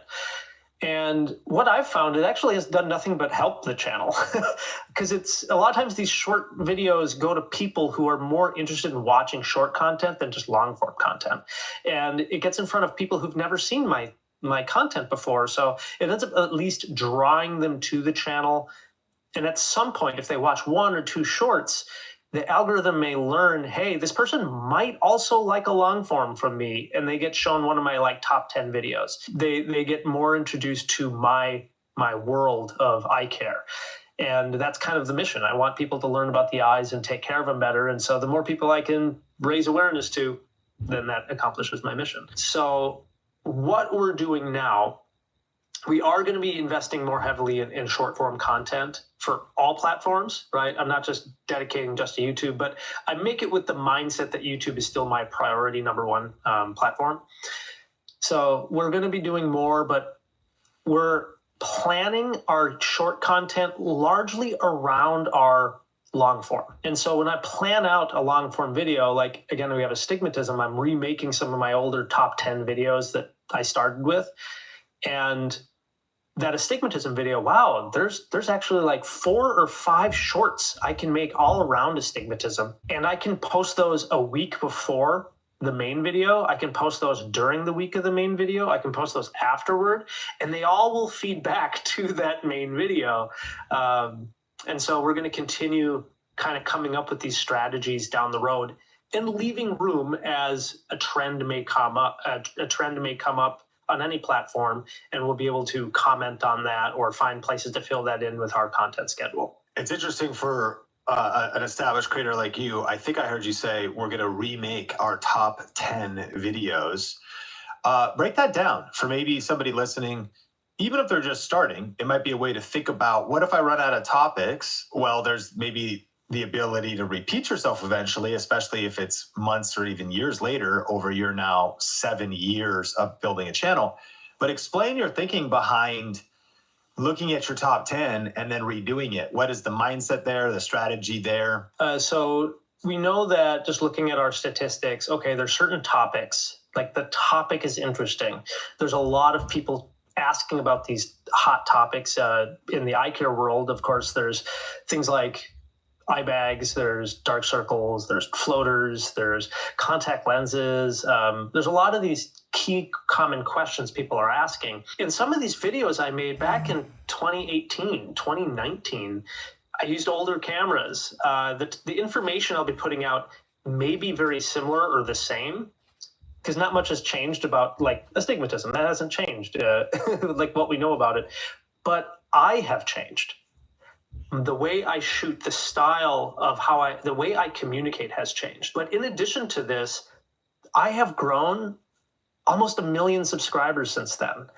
A lot of those subscribers may have never seen that original video from 5-6 years ago on astigmatism. So if anything, I'm doing them a disservice. I should be talking about this important topic this next year and just getting that out to new people. And maybe people who've already seen the old video, maybe they'd be interested in learning more about it from a different perspective. So I think it's an easy bet for me to say, hey, this is a good content that is going to be consistent and I can do a better job. And it's a way to show up for my viewers and future viewers. I think this is one of the most underrated strategies that creators miss because they're afraid of repeating themselves, or they feel like I've already said that. And that impression might come if they do repeat themselves. One person in the comments are like, haven't you already talked about that? Or haven't you already posted a video about that? And then you've posted a video about that. So in your mind, you're like, well, I've already talked about that. Even if you reflect back, you're like, well, I've already covered astigmatism. Not realizing all of the strategic and logical reasons you mentioned. Well, there's a bunch of new people that still need to learn about it. You have new style and new gear. It's a new year. There's probably 10, 20% of, maybe it's not even new information. Maybe it's a little bit of new information because maybe a few new medical papers or something, but also just your ability to communicate it. What I want listeners to really take away is that I think a lot of people are missing out on the opportunity of repeating themselves more on the proven topics. They're constantly searching for something new. I heard one person put it this way: we shouldn't be constantly trying to say new things, because if we are, then we at some point are making stuff up. Because in any niche, there's probably like 10 core topics, 30 adjacent, and like max 100 if you're really, and then of course you get into, but there's not that many things you'd ultimately be saying when you're covering those core topics. Of course, different niches are different. The quote is, you shouldn't be constantly trying to say new things to new people. You should be trying to say the same things. TaxAct has live experts on hand, so you don't have to worry about all the ins and outs of the tax code. Trust us, you don't want to know about all those ins. And don't get us started on the outs. TaxAct. Let's get them over with. With Lean Cuisine, you could lose up to 18 pounds in 12 weeks. Flavorful, not calorie-full. To new people, you should be trying to say the same things to new people. This episode is brought to you by StreamYard. StreamYard is our go-to platform here at Think Media for live streaming to Facebook and YouTube, and for recording our video podcast. It has an incredibly easy to use interface for built-in branding, transitions, text lower thirds, and seamlessly bringing on guests. And they just added an awesome new feature called local recording. This allows you to take the quality to another level by separating out your audio and video from your guests, giving you more control over your content for later use. This feature is perfect for video and podcast creators, and so to get a special deal on StreamYard right now and to see all the features that are included, just go to streamwiththink.com. That is streamwiththink.com. There's millions of people who still have not discovered you, even though you have 1 million subscribers. If any channel has 100,000 subscribers or 10,000, their videos aren't getting 10,000 views usually. So what, 1% of your audience, 5% of your audience is seeing it, and the myth is you believe you post a video and everyone sees it, and then you believe they watched the whole thing. So you believe they've even got all the information. And then you realize too, you have an entirely new strategy of viewer retention. So if you posted that before and sure it did well and it did incredibly well, but also if the average viewer duration was 2 minutes, there's a lot of information they need on a 10-minute video. I'm just giving a lot of rationale for the listener to do exactly what you're saying, that like remake your winners, repackage your best topics. Don't be afraid to repeat yourself, and don't worry about the 1 or 2 or 3%, because thank God for the 3% of people that go, you already talked about this. You should say like, thank you for being such a super fan. Because that's not the majority. That's one person who's like, they watch every single thing you do.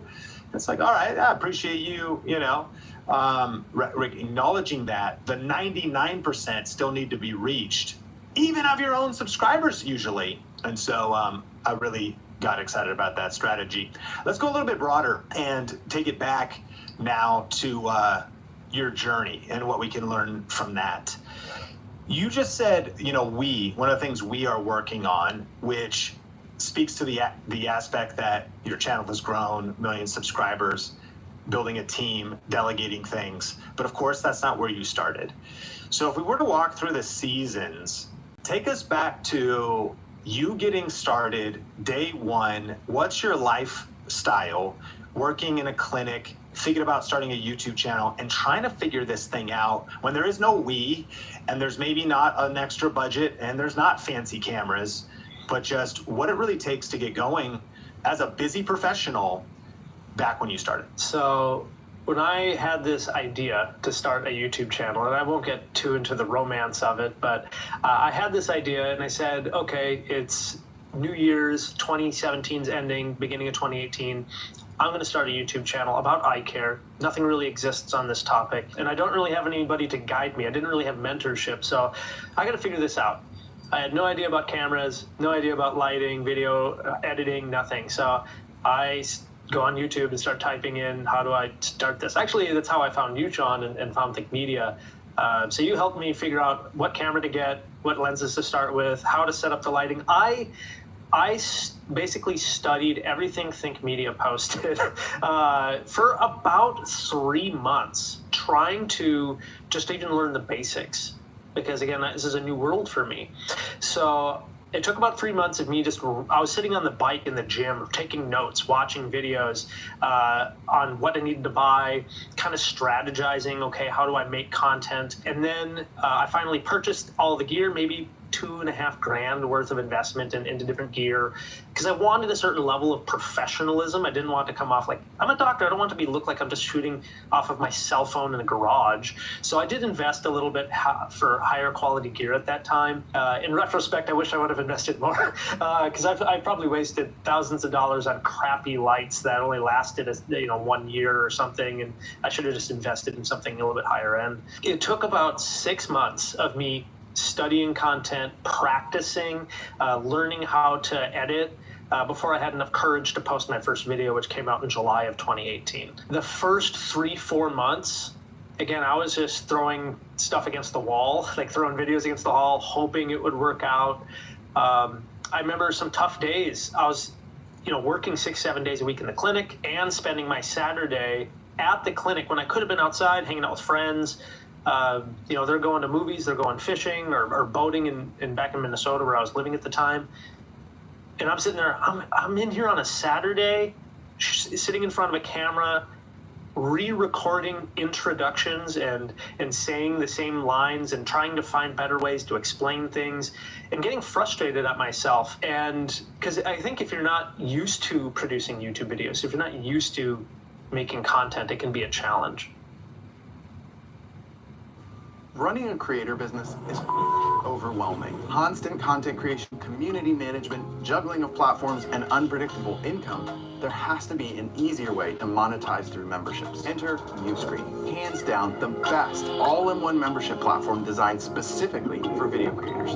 We help you generate consistent subscription revenue without losing your mind, with powerful monetization features, easy distribution across devices with a branded membership site and apps, sleek video organization and streaming capabilities, and community tools built to engage and retain more customers. Uscreen gives you the power to connect with your audience like never before, and the VIP treatment from our team of experts on hand to help you every step of the way. To make consistent, reliable revenue while keeping full control of the brand and business you've worked so hard to build. Start your membership journey with Uscreen today.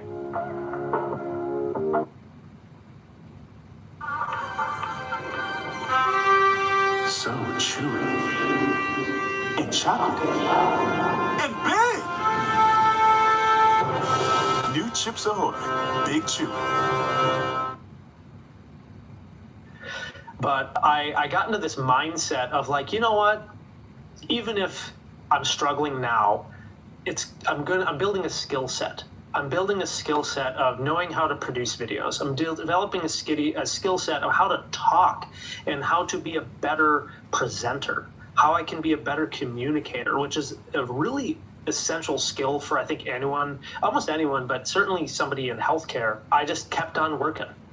And that first year was really tough because, again, I didn't know what was going on. And I almost had like a mental breakdown 4 months in trying to produce a video every week and learning all these skills at the same time. But one of my good friends encouraged me. He's like, you know what? You're doing great. You're making at least some core videos that you can share with patients. And then finally, one of my videos did hit and got suggested, again, a little bit by luck, but I caught a topic, which was on iFloaters. And I can't say I fully copied a video for Thick Media, but again, I didn't know how to talk on camera. So I watched one of your videos, and I remember writing out almost word for word script of one of your videos. And instead of camera lenses, I crossed it out in order to put contact lenses. And I would slowly kind of teach myself, oh, okay, I see how he's teaching this. And so I used that as kind of a framework to learn how to write videos. But that first year was really tough. And then finally, after having some success, I said, hey, I'm going to invest in this guy's course, your VR8 course. And I took that, and I think when I finally had that course, it started to click, but I went through the course like 6-7 times. I would listen to it on my commute to work. And so I think the fundamentals of what was taught in that course, I was able to really apply. And that at least was proof of concept, and I started having success, and that was the first year. In fact, the first 2 years was a constant like skill building year. Solarpreneur. I didn't get an assistant until 2021, so 3 years in, and I was honestly kind of, I think any solopreneur knows that. They get ragged. You're like working 80 hours a week trying to, you whether it be full-time with your normal job plus trying to build a YouTube channel. And then finally got to that point where I'm like, I can't do this on my own. I need someone to answer emails because there's 20 emails I'm not getting to every day. I need help figuring out content production. I need something. So I started, thankfully, I was able to hire an assistant to handle things, small things, and now we have 2 assistants, and now we're looking to build our team more. It's a lot of twists and turns. Man, it's inspiring to hear your story, and humbling to hear how Think Media and our program Video Ranking Academy has been a part of your journey, but also just your hustle. I think there's a big lesson there too. Like, we have a lot of VRA students that listen to the podcast, and I just am so pumped that you said I went through it 6 to 7 times. I want to challenge somebody that has invested in VRA. They haven't been through it one time, and don't complain about the results you didn't get from the work you didn't do. Like, there's something about it works if you work it, and I want to encourage you right after this podcast, dive back into your members area. And I love how you spoke to the emotions, though, even the mental breakdown. I think people can relate to that, especially when you add in kids or full-time job, doing this on the side, pressures, trying to get this off the ground. And that's the hardest season, because eventually once you start getting margin and a little bit of money and, you know, whatever else, but the liftoff strength, it's kind of like a rocket ship.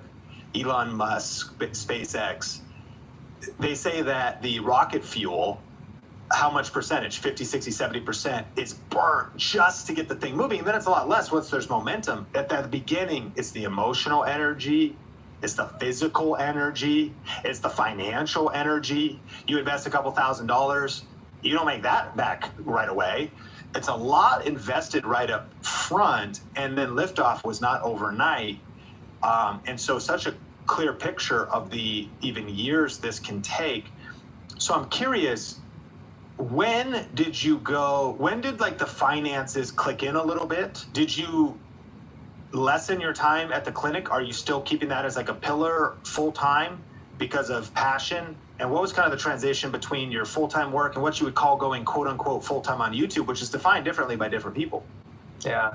So when I went into this niche, especially in eye care and YouTube, like, it never really existed before. So again, I didn't have a mentor. I didn't have any idea of how much potential it could make financially. So I think the first moment I had when I was like, wow, like financially, even just as a YouTube channel, I didn't have a course, I didn't have any products to sell. It was just AdSense and basically like some affiliates. And within the first year, I was getting to a point where I was hitting like 10 grand a month of extra income, right? And I think for a lot of people, that's not small change. Was that your first year or second year? You mentioned, like, I mean, if I count 6 months of kind of prep, 3 months of throwing videos against the wall, eventually you get VRA. I'm just curious, was there kind of like almost like the prequel and then it starts because you're getting ready, or just so we have like a realistic timeline? Yeah, thanks for clarifying that. I guess in my head, I meant 1 year after I got monetized. Okay. So the first year, of course, I spent 6 months not posting anything.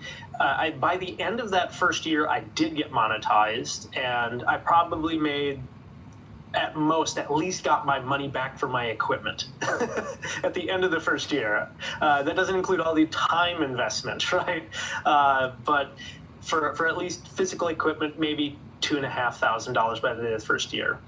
Because when you first get monetized, unless you have a huge video, you don't get that much off of AdSense. And I was just dabbling in affiliate. I didn't really know how. I had just gotten onto like an Amazon partner at the time.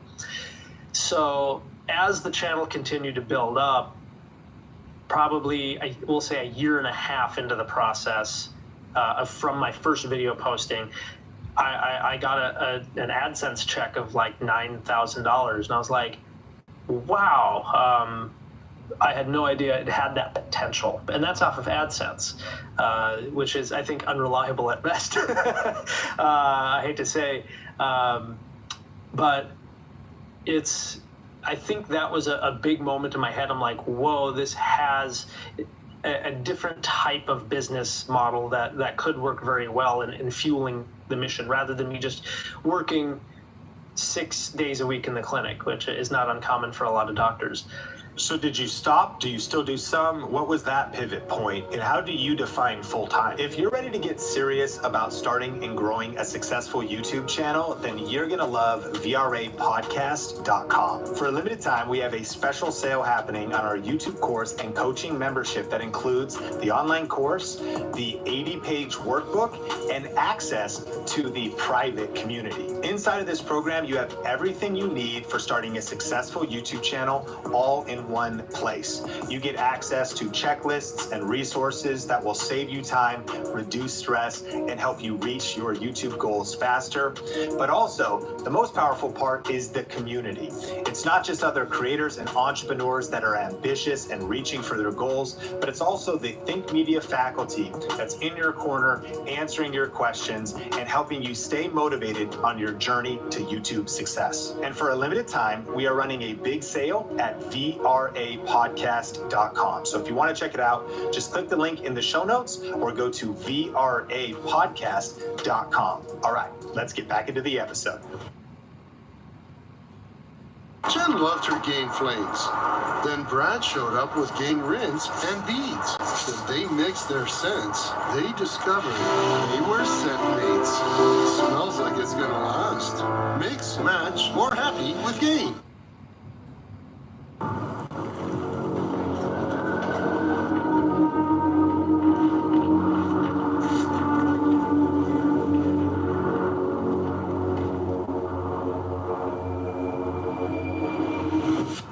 Stop advertising your servers to archaeologists on site surveys. Start marketing to the right people by targeting industries and functions on LinkedIn ads.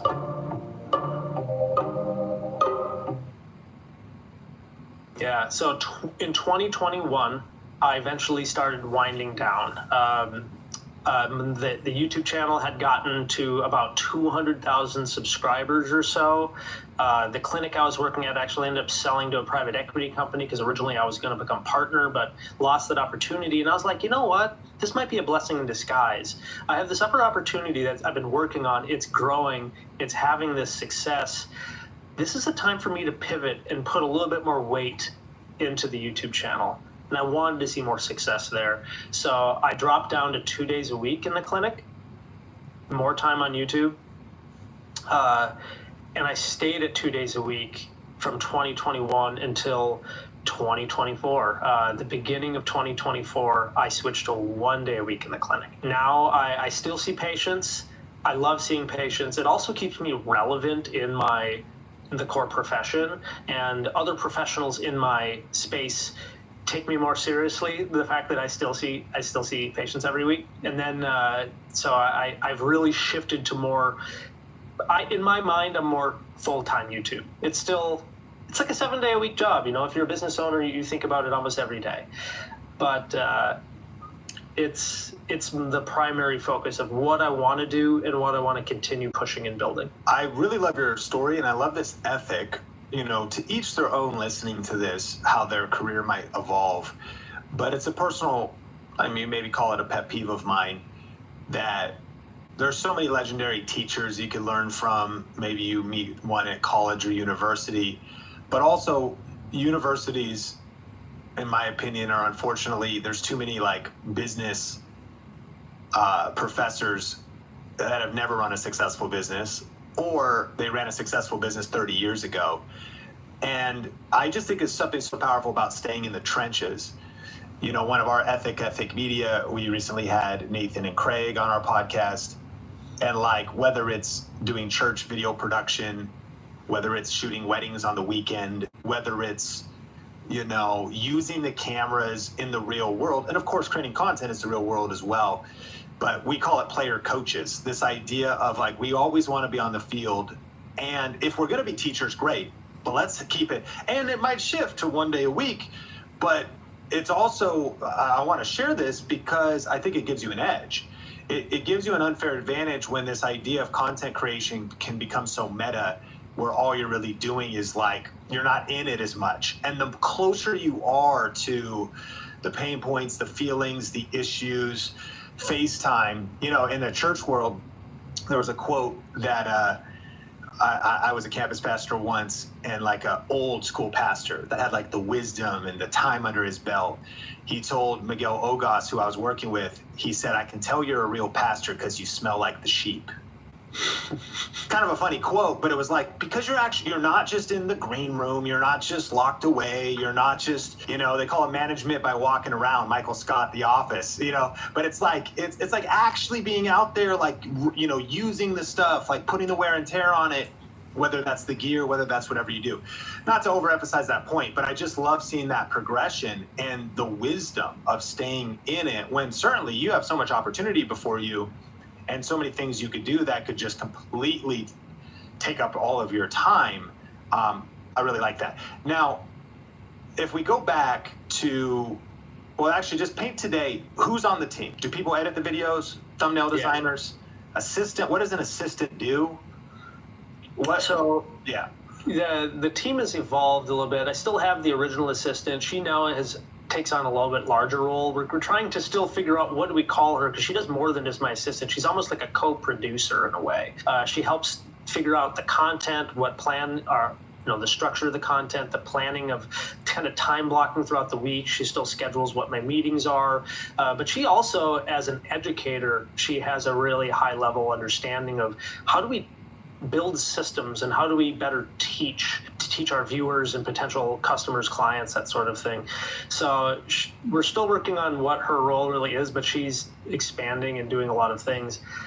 We do have a part-time assistant, only works about 10 hours a week, but he does more on the sides of research, helping plan and look up SEO numbers, tracking, okay, what are good possible title options.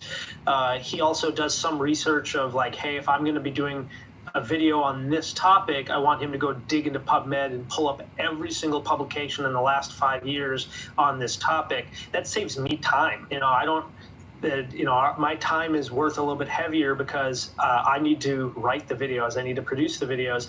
So he can at least save me the time so I'm not sitting there scrambling doing all this research. I still read the publications he finds, but again, digging through the search bar, I don't have to do that. And now as a business, we're in this hot season. The new season we're in is really reformatting the business, building in systems so that we can find someone to build the thumbnails for us. I've had an editor we've been paying just as a private contractor for years. He does great, but we're looking at maybe finding someone that's more full-time that can invest more time into building better animations or graphics for us rather than us having to do that heavy lifting. And so we're in that season of growth and change, right? Who does the thumbnails? I largely still do the thumbnails. So you're still, okay, so you're hands-on. What do you use software-wise? I still use Canva. You know, I started using Photoshop, but it's a bit complex for me, so I got into Canva, and now I'm at like a black belt level of it. Yeah. If you look at some of the thumbnails, you're like, that you know, there's like multiple layers of different things on top of each other with different shading and kind of creative uses of removing backgrounds, and it's I'm impressed myself sometimes, but it works great. So you've had a contract editor, a contractor. You've been doing the thumbnails. When it comes down to like getting the title and the video optimized and description and all of that, do you also do that? Do all your own posting? That has historically been me for the last 6.5, 7 years. And now, again, we're in that season where we're trying to shift and see who can do that and take that off my shoulders, because I need to be investing my time more wisely. Got it. And then today, what are the revenue streams? You know, you mentioned it's really, I mean, 10K a month on ad revenue is really incredible, actually, because some never make it that far, but they can actually build very profitable YouTube businesses and online businesses. But as you fast forward to today, if we were to draw like a pie chart, even if we don't have numbers, how do things break down in regards to ads or other income streams? So right now we're equal, about 1/3 split AdSense, another 1/3 split of product sales like affiliates, and then another 1/3 is probably more on the line of sponsorships or some sort of brand deals. But again, we're in this season of change and we're in the process of building our own digital products. And so the business is going to shift pretty heavy here going into the next year. But I think that will expand our potential income and accelerate massive growth I expect with, because that's going to give us more funds to grow the business, to get us from producing one major video a week to 2 videos a week. We'll hire more people. It's going to be great. I think it's going to be a great asset for us. And has that been your commitment over the past 6 years, 1 video a week? I've been basically doing 1 video a week. We also have done live streams like once a month, and we kind of put that in place of 1 video because we've actually found great success with live streams over the last few years. The amount of time, like just watch time, has been incredible. And some people prefer that long form content. We find that a lot of people listen to live streams that are 30, 40 minutes long as if they're listening to a podcast. And we go a little bit deeper on subjects than just what we stay kind of surface level with just like a 8 to 10 minute YouTube video. I mean, for education channels, that is absolutely true. I know a lot of people on the Fake Media podcast here watch replays of our live streams because it is basically a podcast with rich information. Even the Coffee with Cannell show replays cover all kinds of different stuff, and I do the same. I don't know if you do. I'll go to, when I find a channel I like, I will look at not just the videos but the live streams and maybe find a topic. It's 45 minutes, it's an hour and 15 minutes. Turn it on when I'm driving, doing chores around the house or something. So you're saying 1 video a week, but maybe if you did 3 and you don't have another one going, you would replace 1 with a live stream. But the ethic, this simple strategy is 1 video a week for 6 years. Basically, yeah. And right now, if you were to go to my channel right now, you'd see I haven't posted anything for 3 weeks. What's going on? Well, I am strategically making that business decision of, hey, I need to pull back. I need to retool the business. And funny enough, we actually have seen more growth in the last 3 weeks, not posting anything, because we have put in the work of videos that rank, videos that have great content.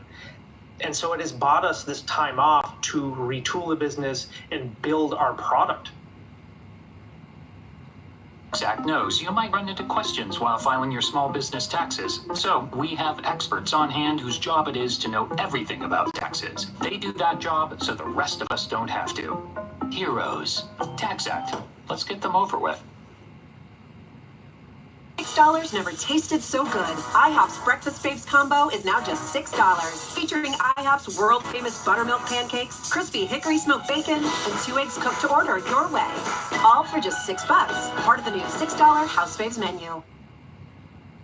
And build our product, which is ultimately going to leverage us in the future. So I'm about to jump out of my chair and click my heels like a leprechaun, because if compound interest is the 7th wonder of the world, ranked videos are the 8th. Because when you have a library of ranked videos like you've posted, that are as old as 6 years old and still getting views, it not only helps you build the empire you've built, but it buys you freedom. Freedom to take time off, work on the next thing, rest, recover a little bit, and still have your channel growing. And that's really cool to hear. Speak a little bit more to just the mindset, though, of the compound effect and consistency. A lot of people are looking for like a magic number of like 2 videos a week, 3 videos a week, 1 video a week, and then sometimes maybe like around a certain holiday season, I'm going to do Vlogmas or something, and they want to do 30 videos in a month. The simplicity of your approach, but the consistency, because I think there's something about it multiplied by 6 years. There's something about just, whether you're feeling up or down, whether you're going through challenges or not, like, how have you had that resilience to just make the plan and stick with the plan? I think early on, again, I learned a lot from you, Sean, but I saw like, hey, if this is something I can just stick with, I'm going to show up all the time. It basically reflects good on my brand, right? If a doctor owns a clinic or if they work at a clinic, do you expect to get paid if you never show up for work? So no business is going to work unless your staff shows up. It's never going to grow. You go to that clinic and it's closed. You're like, why is the doors closed? There's no sign. I don't know. So I had this mentality like I need to show up. Even if the video's not going to be a million views video, that's okay. As long as I show up, I deliver consistent, it's quality content. It has grown my brand, not just as like a great resource for education for the consumers, but even in my profession, doctors, both nationally here in the US, but internationally, when I go to conferences in eye care, there's doctors around the globe who know the brand of the YouTube channel Dr. Eye Health because it is consistent and it's quality, and they have faith in that.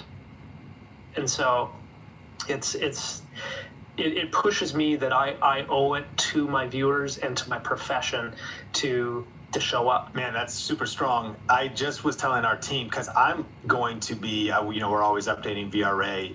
I was talking about taking some time off, not to take time off, but to focus on the next version coming soon.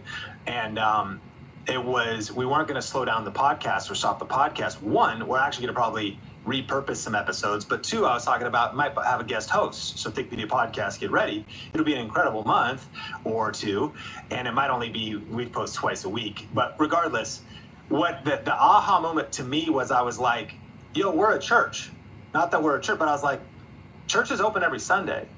And whether the pastor's on sabbatical or not, whether it's a guest speaker, whether it's the youth pastor preaching, and it's also like, who's going to get that shot? How do you actually raise up leaders and so there is something interesting about the mindset of showing up consistently. And if you were to go to a church and you're like, oh, this would be awesome to check out, and the doors were locked on Sunday when it should be advertised, then you kind of miss out on that opportunity. I think having that mindset is tough, but I want to encourage listeners, because early on you're like, well, no one's taking me serious yet. I don't have a brand yet. I don't have the money yet. I think that's a losing mindset. You have to be thinking big in small places. Don't let your small YouTube channel make you small-minded. You're acting as if you are a professional organization that is a media company that is showing up and being true to your promises and your word, even though it's so hard because you're in that tough early season. And massive respect to how it's grown your brand, because you've showed up over the years and you've built yourself the momentum to now also have a library of videos. So you're still showing up thousands of times a day on your old content to all kinds of viewers. I am curious specifically, there's some listeners that are professionals, maybe in finance, business, any arena, maybe medical content. I'm curious how you've dealt with mindsets of maybe, what if I damage my reputation through content creation? What if I get sued? What if I get judgment from other professionals? How'd you work through those mindsets, or what lessons did you learn about those that are hesitating to get on camera because of those fears, which might be false evidence appearing real, but nevertheless that fear feels very real? When I first started, I was worried that other professionals in the eye care space were not going to approve of my content. They weren't going to approve of the information I was getting out. And I think, I don't know, a lot of it was probably the imposter syndrome, just kind of fears of judgment. Funny enough, as I put out this information, as long as you're giving out good information, good quality content, I have more support from my industry than I ever thought was going to happen. So I think it has paid off, but I think the key to it is you just have to have quality content. But there was a lot of mindset of just, hey, this takes courage. If it was easy, someone else would have done it already. Even for that, if there's somebody else in the niche you want, if somebody's new and they're like, hey, I want to build this and there's already 100 creators in this niche, that's okay. you are a different person. You speak differently. I always coach to other doctors, even in the eye care space. I'm like, look, someone may want to learn eye care from a female doctor who has like an Indian accent. They might have somebody that connects better with that. So yeah, it takes courage, though, without a doubt. But you kind of have to figure out which part of, is this your ego talking to yourself that you're worried about, or is it like, does it truly matter to your mission? And so I think in many ways I learned to kind of mute my ego and focus on who I'm really making content for.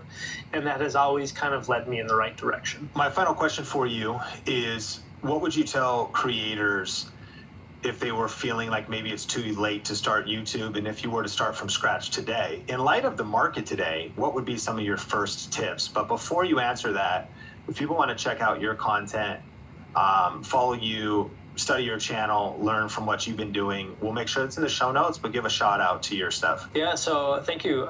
Dr. Eye Health is the channel. We're also on Instagram, we're on TikTok, we're on all those different channels.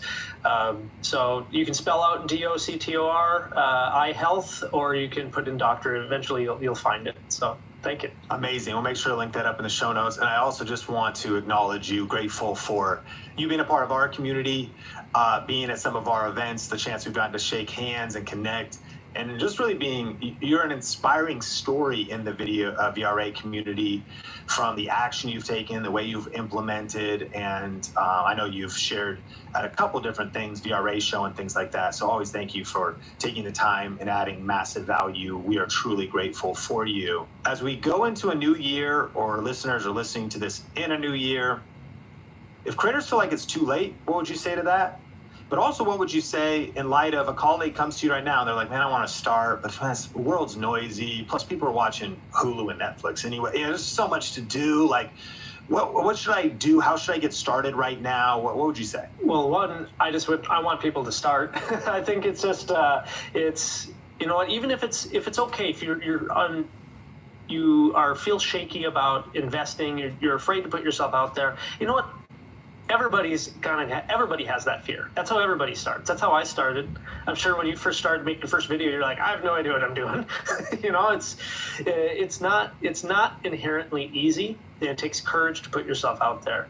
But if you have clarity about who you're talking to and why, and the key topics you want to cover and really get your voice out there, showing up consistently, your skill set will constantly rise. And I've looked back and thought, you know what, during 2020, one of my best friends, he wanted to start a video game channel, and I encouraged him and I tried to help him a little bit. He eventually lost passion and gave up on it. But I look back, I'm like, I know other channels that never existed before and started in 2020. They're now almost 5 years in, and they have hundreds of thousands of subscribers. They're generating income. They're growing their brand. And that's because they started and they stuck with it. So it's scary at times, but really just getting going, showing up, waking up in the next day and saying, okay, let's see if we can do it again. Let's see if we can do it a little bit better. That's really the mindset to success, I think, when it comes to YouTube. You got to show up. Strong advice and tips. And I want to thank you again for being on the podcast. And if you want more help showing up and learning how to get views, subscribers, all the YouTube best practices, we've got some incredible guests and solo rounds coming up on the Think Media podcast. But if you got value out of today's episode, like, rate, share, review wherever you watch or listen. My name is Sean Cannell, your guide to building a profitable YouTube channel, and I will catch you in the next episode.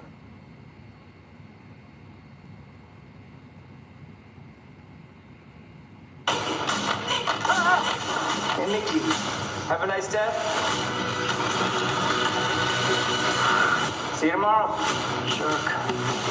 Mickey 17, now playing only theaters. Rated R. I know your vision because we share it. We're being analyzed tonight, friends. March 20. it's easier now than ever to win on YouTube. And what most people do is they get excited, it doesn't work right away, and they give up. So what are the biggest shifts and hidden opportunities on YouTube that most creators are missing in 2025? It's going to take you effort to make a video regardless, so we would spend, I don't know, most of the hours not on the editing, not on the title, not on the thumbnail. It's like, what do they really want to see? And I don't think people spend enough time really choosing the topic. What everyone is missing is that you just have to do it.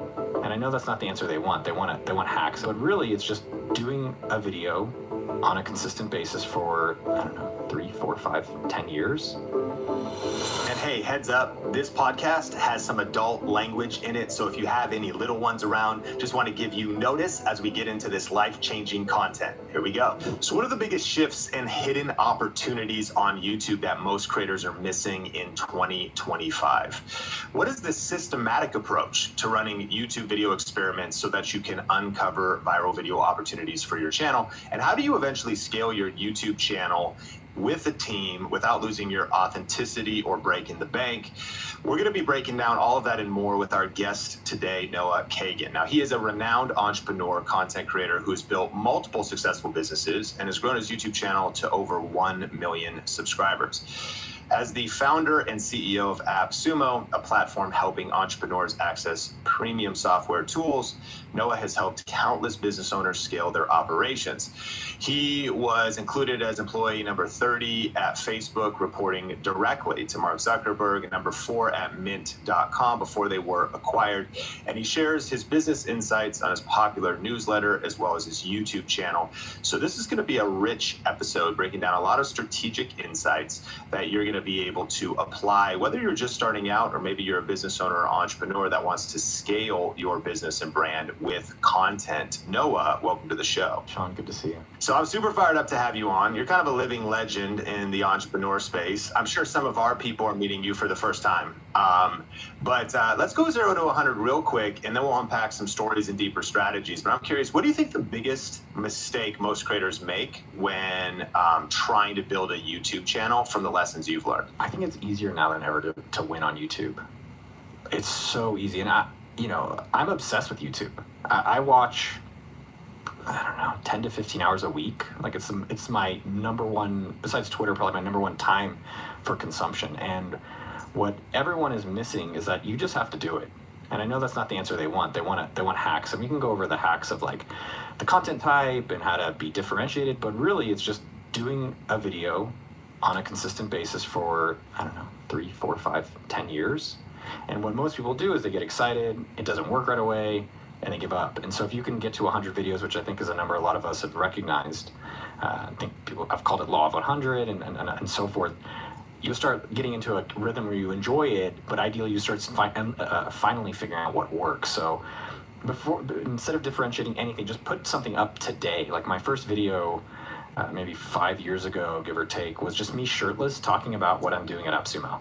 And you could see it. I left it on the channel because I thought it was interesting. And I just was excited to share it. I didn't care how many views happened. And so just put up a video and then just keep putting up another video and then another video. And then ideally each of these videos you get better and better and better. And I think people are missing out. Like there's so many ways of getting rich on YouTube. And this is the part I think people don't realize, in a lot of different niches. So I watch, the niches I watch is just random stuff. I watch a lot of poker videos. I watch European cycle training videos. I'm watching Hispanic barbecuing shows. I'm watching Spanish speaking, teaching gringos how to learn Spanish. There's just like all these different niches, and you can do it whether you like toilets, like, there's the garden guys are huge, like all these, like, I mow lawns for fun. So if you have no job, like YouTube is a great way to create any type of business of things that you're interested in. I like that you said you just have to do it. And I'm sure listeners are like, man, I've heard that one before, but I'm curious from your unique perspective. It feels like you have that kind of, I feel like, Y Combinator or whatever, that sort of startup culture, friends with Tim Ferriss. In a world of guys like that, business owners, people that are in SaaS, that maybe then look at someone like you and think they want to start a personal brand, they want to start a YouTube channel. Are you finding that, like, they're just massively stuck in their head, overthinking, and that's maybe one of the biggest leaps? Like, why are they not just doing it? I think it's probably for their whole life. Like, how come they're not getting what they want? And a lot of it comes down to the pain of their current existence isn't painful enough. They don't hate their lives enough. And I hated my day job, and I hated the idea of working for someone else, and I hated the idea of having to go to an office. And if you want to have a life where you can work in Vegas or wherever in the world, but you have to start today to plant those seeds to be able to enjoy that at a later point. So most people don't feel enough pain or have enough desire to get that motivation for themselves, is what I've noticed. And I also think that they don't stick with it long enough. Most of us, like, I'm 40 now, and I will say I'm so fucking glad, like, 20-year-old Noah was really unhappy and really miserable, and he was really trying to find something to stick with and get to a point so he could be rich at some point. Because finally now, 20 years later, it has really paid off. But I was really trying and struggling a lot for probably at least a decade. And I think a lot of people probably want to do a video, and so it's like, just fuck it, do it today. Like, some of my most popular videos are just from my iPhone. There's no producer, there's no thumbnail person necessarily, there's none of the shit. You just like grab your phone, talk about something you're interested in, and put it online. And I think people need to realize, like, they have the abilities, and if they meet someone like me, there's so many people that are better than me. And the only difference in certain areas is that I just did it. That's the separation. And so if you are stuck or frustrated, then fucking do something today. And I think people will be shocked at their abilities and the outcomes that they can have over periods of time. So now it's 2025. What shifts are you seeing from your perspective? Now, I know you've been in kind of a family season, kind of been taking a break, but I'm sure you're plugged in to social, creator economy, entrepreneurship, digital marketing, SaaS. And I'm thinking specifically for listeners that want to create content, maybe see some opportunities. You recognize patterns. You've started at least 8 businesses that have grown to $1 million. So I think you're definitely a trend spotter. Just curious, 2025, if you were thinking about specifically people that want to get in the content game, make money online, build a business, what are some of the trends and shifts you're seeing? I don't think that, from what I'm observing, I don't think that much is changing right now, which is actually still an opportunity. It feels like there's a lot of people sleeping, and a lot of people, and maybe that's how I'm feeling. And so I still think it's a huge opportunity to be a profitable content creator. I think the same fundamentals still apply. Like, where's the number one platform for you to build your audience? And then how are you hedging if that platform screws you over, which they inevitably will? Hello, handsome. And hello, random chair. Clean up with Apple Intelligence means goodbye, chair. iPhone 16e. Latest iPhone, greatest price.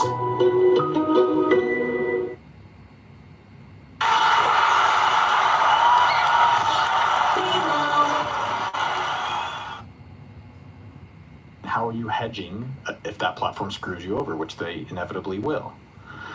And those are the two things that are still there. I think it depends where you want to create content. Is it on Instagram? Is it on TikTok? Is it on Twitter? Is it on YouTube? Pick one and win on one platform, and then diversify it, generally with email list, so that you can communicate with your audience when the platform screws you over. I don't see that many shifts happening. I think you could still get attention. A lot of these platforms now are paying you to actually create the content, which is such an amazing business. Yeah, I think the only thing I would say as a content creator that's worked well for me, most content creators create content and then they have this very weird fluctuation of revenue. And I did it the opposite, where I created a business and then the content creation helps the business and I also enjoy it. And I think that's been beneficial, so I don't have to be creating content and selling a course or begging people to do things or begging to get a sponsor. Because my business isn't dependent on that. And I found that to be a better business model for me. But it's not to say that it can't work for others to create content and then, try to sell those things afterwards. I'm curious if you were to, I'm not trying to, we could say neutral politically here, but I am curious, there's obviously been an administration change, and I'm not sure if you saw that there was a recent initiative to introduce a new media press pass to the White House press briefing room. And they said, we're inviting independent journalists, podcasters, social media influencers, and content creators to apply for credentials to cover the White House events and briefings. I think that's an interesting event, as we also are now seeing social media influencers being invited behind the scenes at sporting events, and kind of just this evolution of the creator economy. I'm curious your take on maybe those that might think like, oh, creators, it's too saturated, or like, man, there's so much competition now, as opposed to maybe how blue ocean is it, how red ocean is it? Wide open, dude. It's so wide open. It's unbelievable. Like the guy, so we were having camera difficulties on the show, and you weren't, and I wasn't prepared enough. But the guy who I'm working with to help me set up my studio, he's now doing videos for a guy who's doing UFO content. And the guy's channel, it's Jesse Michaels, I guess I can say. I don't know who he is, but this guy's like blowing up making YouTube UFO content and UAP stuff. And, there's all these new creators that are coming out there. And I don't think people realize like it could be them. Like Theo Vaughn or any of these guys, like Joe Rogan, he just has been doing it longer. Like if you did as many content as Joe Rogan in the next 15 years and you kind of kept making it a little better and better, I think people will be shocked how far they can be. And I think whether you voted for whoever in America, I think the fascinating part is how much the content creators were able to influence public opinion. I think that's kind of I don't know if that's what you're saying, but that was fascinating, that all the presidential candidates were kissing a podcaster's ass. Yeah. Like how cool is that? And so, one thing that's missing, and I do want to highlight it, Sean, is when people are thinking about being a content creator, the reality is that not everyone likes it. And they're like, well, I want to be a content creator. It's like, well, why? It's like, well, I don't know, because like it's a business and I can make money and it seems like it's going to be fun. It's like, well, it's going to be work. Let me tell you that. It's a lot of work if you're trying to be successful. And so you have to find the part of the business or part of the work that you just will do for free, and you'll do it forever, ideally. Like I've been creating content since 2000. Like before, like the start of the internet. It's kind of wild. Like I've been posting on my blog, noahkagan.com, and it was okdork.com before, since 2000. And right now I'm in a season where I'm focusing on being a good husband and good father. So all I'm doing is one email and one podcast a month, and sometimes Twitter stuff. But I haven't posted on my YouTube channel in months. And so I want people to recognize you can either be in front of the camera, you can create content where you're behind the camera, you can be on the sides of the camera. I do think people have to be mindful with AI. If you're creating like real low quality crap, it's going to be hard to differentiate yourself. But you can create a business if you're excited about making this stuff. Like right now, if I was wanting to create a business and I was more excited to do it, I would create all this content about dad life. Because dad life's fucking, I'm a new dad, 6-month-old daughter. I know you have 2 kids as well. And there's just so much out there that no one's telling me. And it's hard to find good content around specific things. I watched videos on YouTube. It was real generic. Like, what's the best carrier? What's the best stroller? What's the best nipple for your bottle? Just like random stuff that, like, that's content. That's a video channel or Twitter channel or Instagram that you can create a business out of. But I do want to say, one, find the part that you actually enjoy if you want to do it, but also realize that it's, to some extent, it is work. And so find the work that you can stick with for a period of time. So to be clear, did you start creating content when you were 15? I'm 42, so I started creating content at 18, public. 18. Wow. Okay. And yeah, so that's an interesting person. Go ahead. Yeah, go to archive.org. And I think what I would encourage other people to realize is think about seasons. There's you kind of commented me, I'm in dad mode. So I'm taking a break from some of the content. And it's just like a TV show. Like you have friends, there's like 10 episodes in a season, and then they take a break and they have another season. What's been kind of interesting is that my back catalog of YouTube videos is still generating, $4,000 to $5,000+ a month, and I haven't touched YouTube in months. So there's something pretty cool about getting content that people want to watch, putting it out there, and taking a break. And when I feel inspired or I'm ready to create content again, I can go back. But it's also still making money from stuff I've done in the past. Like that's a nice thing. Yeah, I love that. And I am curious, one more question kind of on this topic. Like, if you were coaching busy entrepreneurs that are considering investing some time into YouTube, you kind of already touched on it. Like maybe there's the appeal, like I want to be whoever. I want to be Tim Ferriss. I want to be Gary Vee. I want to be Alex Hormozi. I want to be Noah Kagan. But maybe I haven't counted the cost. And a lot of people want to get into it. What would be the framework for making a decision? Is this right for you? And then is there like two, we'll touch on this a little bit later.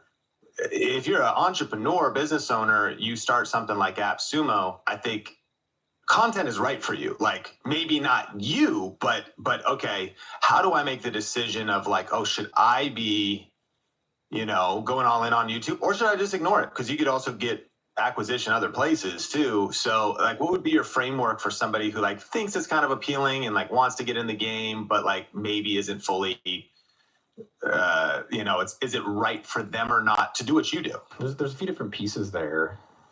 Number one, if you think of like a basketball or any sport you're interested, cricket, I actually don't know anything about cricket. If you're a hobbyist, you're not going to beat a professional. And so if you're coming to the content world and you said, I'm going to dabble and hopefully it works, like it's very hard for it to work. You have to take it like a profession. That's the difference between a hobbyist, like a court player in basketball, versus a professional. A professional is like, I've dedicated my whole life to this. So I think that's part that each person has to decide. And I would say is put out a video and see how you feel. You'll get a comment, tell your friends, and you'll be like, oh, I actually really enjoyed that. I want to do more of it. Now, I think most content creators, I don't think this is going to be a popular opinion, but I think they're very unhappy. I think they're actually very unhappy, and they have a huge ego and a big need for attention. And they're really sad people. I know that's like not what people are imagining, but I think some of these people that you mentioned, I don't know. Tim, I don't know. I think Tim has evolved a lot, so I don't think Tim is sad these days. But I think some of these other people that people admire, they're desperate to feel worthy and they're desperate to feel significant. And so they crave and chase this attention on content. And the crazy part is most of their contents are frankly lies. That's the part that I don't know how people are so dumb to consume it. But I know that's for buyer beware. Now, I think when people are really satisfied with their lives, they can make content that is pure in essence versus creating content they're like, I hope people finally validate me. And I felt that way at times, but I don't give a shit today to make content for people I don't know that don't care about me.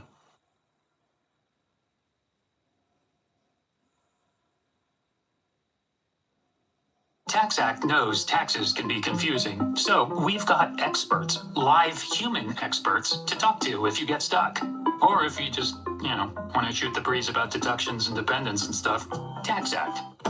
Let's get them over with.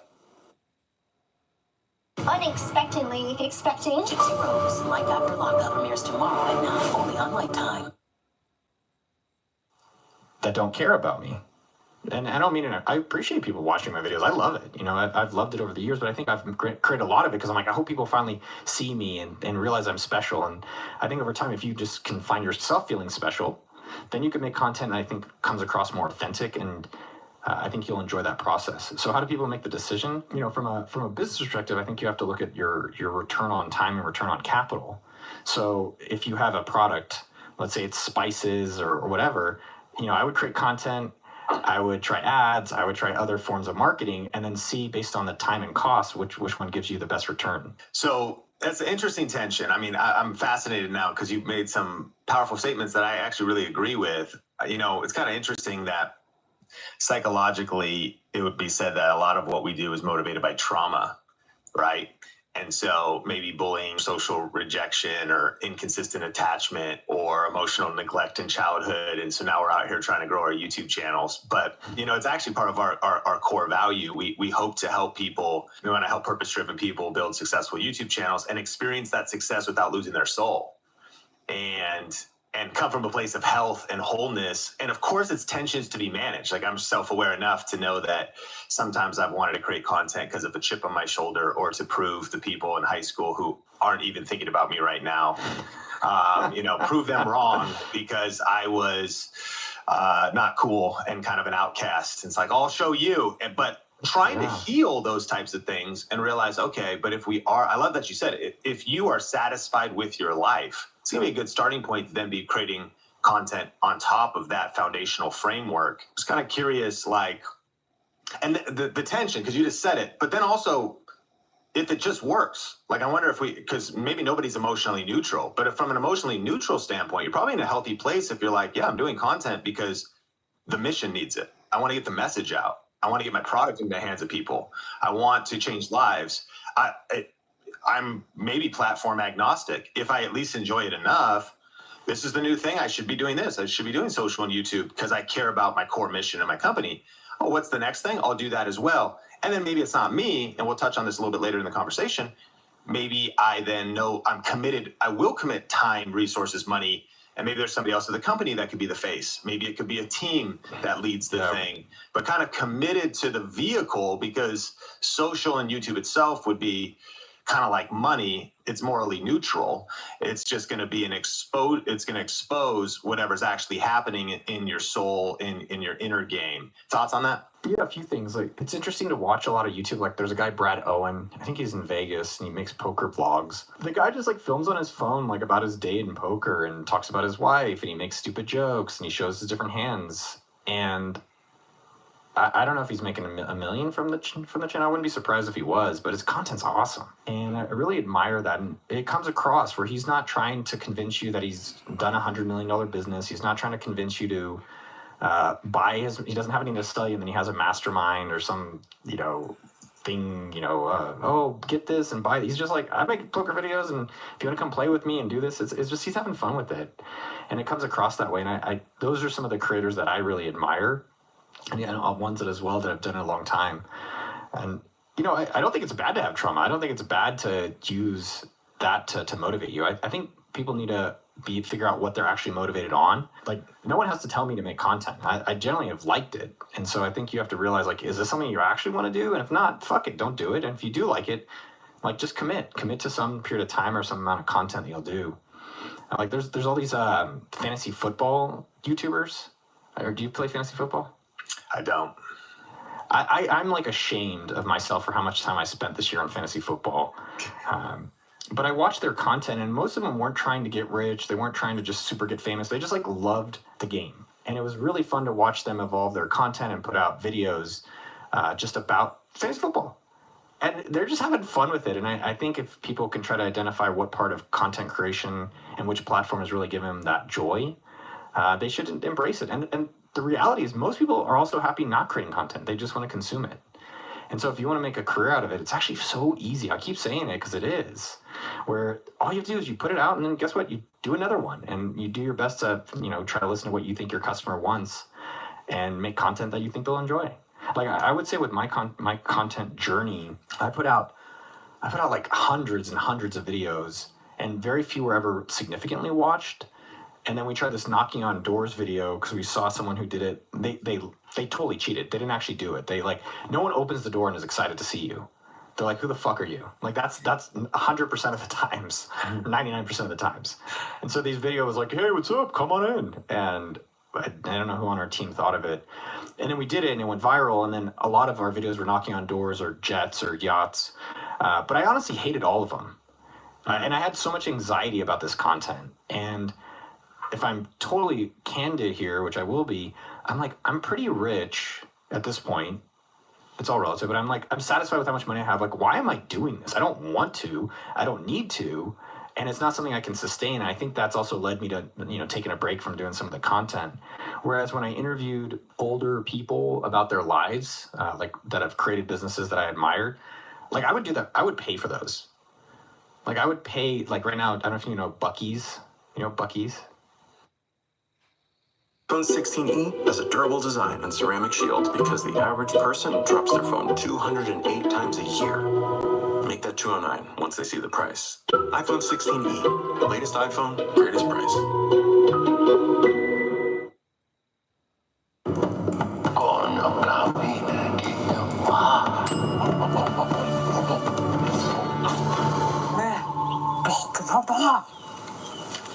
Find grilled chicken breast strips in the freezer aisle. Tyson. The brand gas station. Oh, Buc-ee's, yeah. Yeah, I want to interview, his name is Archie Bucky Beaver Alpin. He's like the kind of guy I want to interview. And those are the things where make content where you would even pay someone to be able to make that content. And that's starting what I'm leaning back into. That's where I'm interested in versus, and some of the times I'm interviewing people that are rich, and I just don't care that they're rich. I don't care about their stuff, but I think we do it because we want the views and we want people to like us. And I think at the end of the day, if you can just find your own satisfaction doing it, you'll sustain longer. And I think it connects actually more deeply with the audience, which that was wild for me, man. I launched $1 Million Weekend, and what I found out was that, these 1 million subscribers, aren't actually as engaged with me. They're engaged with like a character who does things. But when I actually said, hey, here's a book I've worked on and all my stories, and I think it'll help you if you want to do business, it did well, and like, you know, New York Times and all this stuff, and it sold well, and people seem to really like it. But I don't think the YouTube content and the community was there for me, and they don't have to be. But I think if I had more content as who I am, and less like just this character that tries to do, you know, business stuff, I wonder how that would have impacted the book. And just for clarity, I heard you say that some of in your content experiments, your conversations with some billionaires who reflected back over their life and what really matters and what was significant was some of the priceless content that's been some of your favorite, and you want to double down on that in the future, and more things that are following what you're having fun and enjoying doing, as opposed to maybe just what will get maximum amount of views. Totally. But dude, it's addicting. It's addicting to put out bangers, as we called them, and get millions of views. And then you walk around in an airport and someone's like, oh shit, dude, like, I think I know you on YouTube. You're Noah, right? And I'm like, yeah. Like that actually, it feels fucking great. It feels great. I'm not going to try to pretend it. At the same time, though, I'm not as interested for a very long period of time sustaining that type of content creation. But that means it's available for someone else. For me, you know, I think dad stuff, like people that are older stuff, I'm curious about money stuff lately. And so I'm going to lean more into that type of content creation moving forward. Hey, we're about to get back into the podcast in just a second, but I have a question for you. Do you want to grow your personal brand this year? Do you need more leads and sales in your business? If the answer is yes, then right now is the best time to go all in on YouTube. Today's podcast is brought to you by thinkmasterclass.com, where you can get on-demand access to a 1-hour deep dive training revealing how to start and grow a profitable YouTube channel this year. For a limited time, you can get access to this on-demand class entirely for free, where you will learn the 3 biggest mistakes that people make when starting a YouTube channel, the new rules and changes that have been happening on YouTube and how you can use them to create an unfair advantage, and the exact strategy we use at Think Media to generate over 350,000 organic views every single day. The data is clear. 70% of viewers claim that YouTube makes them more aware of new brands. So don't wait any longer to start growing your brand and business with YouTube. Just go to thinkmasterclass.com to get access to this no-fluff, highly tactical, free on-demand training. That's thinkmasterclass.com. Well, the conversation's gotten rich and philosophical here at the start. I love everything that you're sharing. I do want to actually dive a little bit kind of into how your book might apply. And the book is $1 Million Weekend. Man, already over 3,000, like flawless reviews too. It's interesting. You have like flawless reviews on Amazon. And as you mentioned, New York Times bestseller. I think you can really see that a lot of books are thrown out there, to your point, maybe from people who shouldn't really be writing them, or kind of faking the funk, or don't really have the depth. This one's kind of already a perennial seller and just an incredible book. I guess my question is, like, if we're talking about the real YouTube money playbook, you laid the foundation that this is a wide open space to monetize anything that you're passionate about. But I'm kind of curious what revenue streams creators could be missing, or maybe how they should be thinking. Take it a little bit deeper. We encourage our community, our podcast listeners, all the time on the famous and now 20-year-old article from Kevin Kelly, 1,000 True Fans. A friend of mine, Shalene, was talking about maybe 500. Like, if you have an engaged following of 500 people, but you have some sort of business vehicle, you've taken the surprisingly simple way to launch a 7-figure business in 48 hours, that, maybe it's, smallest viable audience, something like that. I guess I'm curious, because the long tail, a lot of people aren't going to go viral, but there could be some sort of way of pairing YouTube with other income streams. So whether that's creating a product, creating a business, launching something, and we could get back to that, I'm just curious how you would approach encouraging someone to maybe identify, I'm going to do affiliate marketing, maybe they tie in with somebody else, maybe they even UGC, user-generated content. One of our students, used YouTube skills to get hired by an AI graphic design software company and is a full-time content creator with a salary because they've got the skills. That AI software company does not want to make content, so they hire this individual. They get to do their passion of making videos. It's like different approaches to it. So I'm curious the mind of Noah Kagan of what the real YouTube money playbook would be this year. Ultimately, I think if you're dependent on YouTube to pay your bills with ads, you're going to be very limited. Same with sponsorships, because then you're very dependent on what does YouTube choose to pay you today. My wealth has been separate from that. You know, I was able in a weekend to build AppSumo.com, and it's a software deal site. I wanted software deals. And so taking a step back, if people need to have some hate in their heart. People need to hate their fucking job so much. And I just hated all of my job so much that I was like, I gotta find something. And you have to realize it may not work. And that's why you have 52 weekends to eventually get it to work. Now, I think the opportunities that I always think about and what I encourage people to think about is think about the things in your life that you would like. Like, what are the problems that you have? Like, what is your frustrations? So in terms of opportunities and the problems that I've been noticing, I think I'll just give a few different examples people could literally do today. One, I found it's called Grandparents Unlimited. So again, this is all my problems. I think that's the best businesses to be creating, and you could do it with YouTube or without. And that right now, finding a nanny for us or a babysitter is very hard, and we want someone old. Hercules 20-volt platform is ready to help you power through the toughest jobs. Only at Harbor Freight.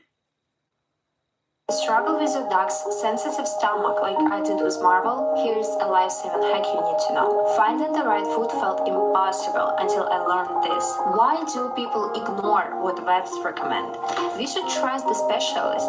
That's why we go with Purina Sensitive Stomach, advanced nutrition, baked by scientists and recommended by vets. The best part? I never had to stress. Chewy delivers it fast and free whenever I need it. Try Purina Pro Plan from Chewy. Help your pup's stomach. We just want like an old grandma to take care of us, help us with our baby. And I just randomly found the site. And so you could validate in a weekend, hey, are there other people that are having a tough time finding a nanny or a babysitter?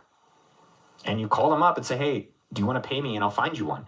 Then you go and hit up all these grandparents. And then eventually, yes, you can build websites and do all this stuff that I think a lot of people sell you on. But you could validate that within a day, if that's really a business. Now with content creation, let's take another type of idea. You know, at AppSumo.com, we do promote a lot of different software tools, a lot of AI tools that people need for running their businesses. You could truly, like there's a guy named Dave Swift, you could do this today yourself. Go get a tool on AppSumo, you could buy it or you try it for free, make content about it and get paid as an affiliate. Like you could go find any products online that you get really excited about, make a video about it today and become an affiliate of that product. Like we have guys, I think Dave Swift, I can't say his number, I think it's private, but I think he's doing over 6 figures. I don't know if we have a 7-figure person as an affiliate, but that's for free somewhere all over the world. People, you can take advantage of, like right now we have people taking advantage that they speak Spanish. So we have Spanish affiliates, we have Italian affiliates, we have Portuguese speaking affiliates.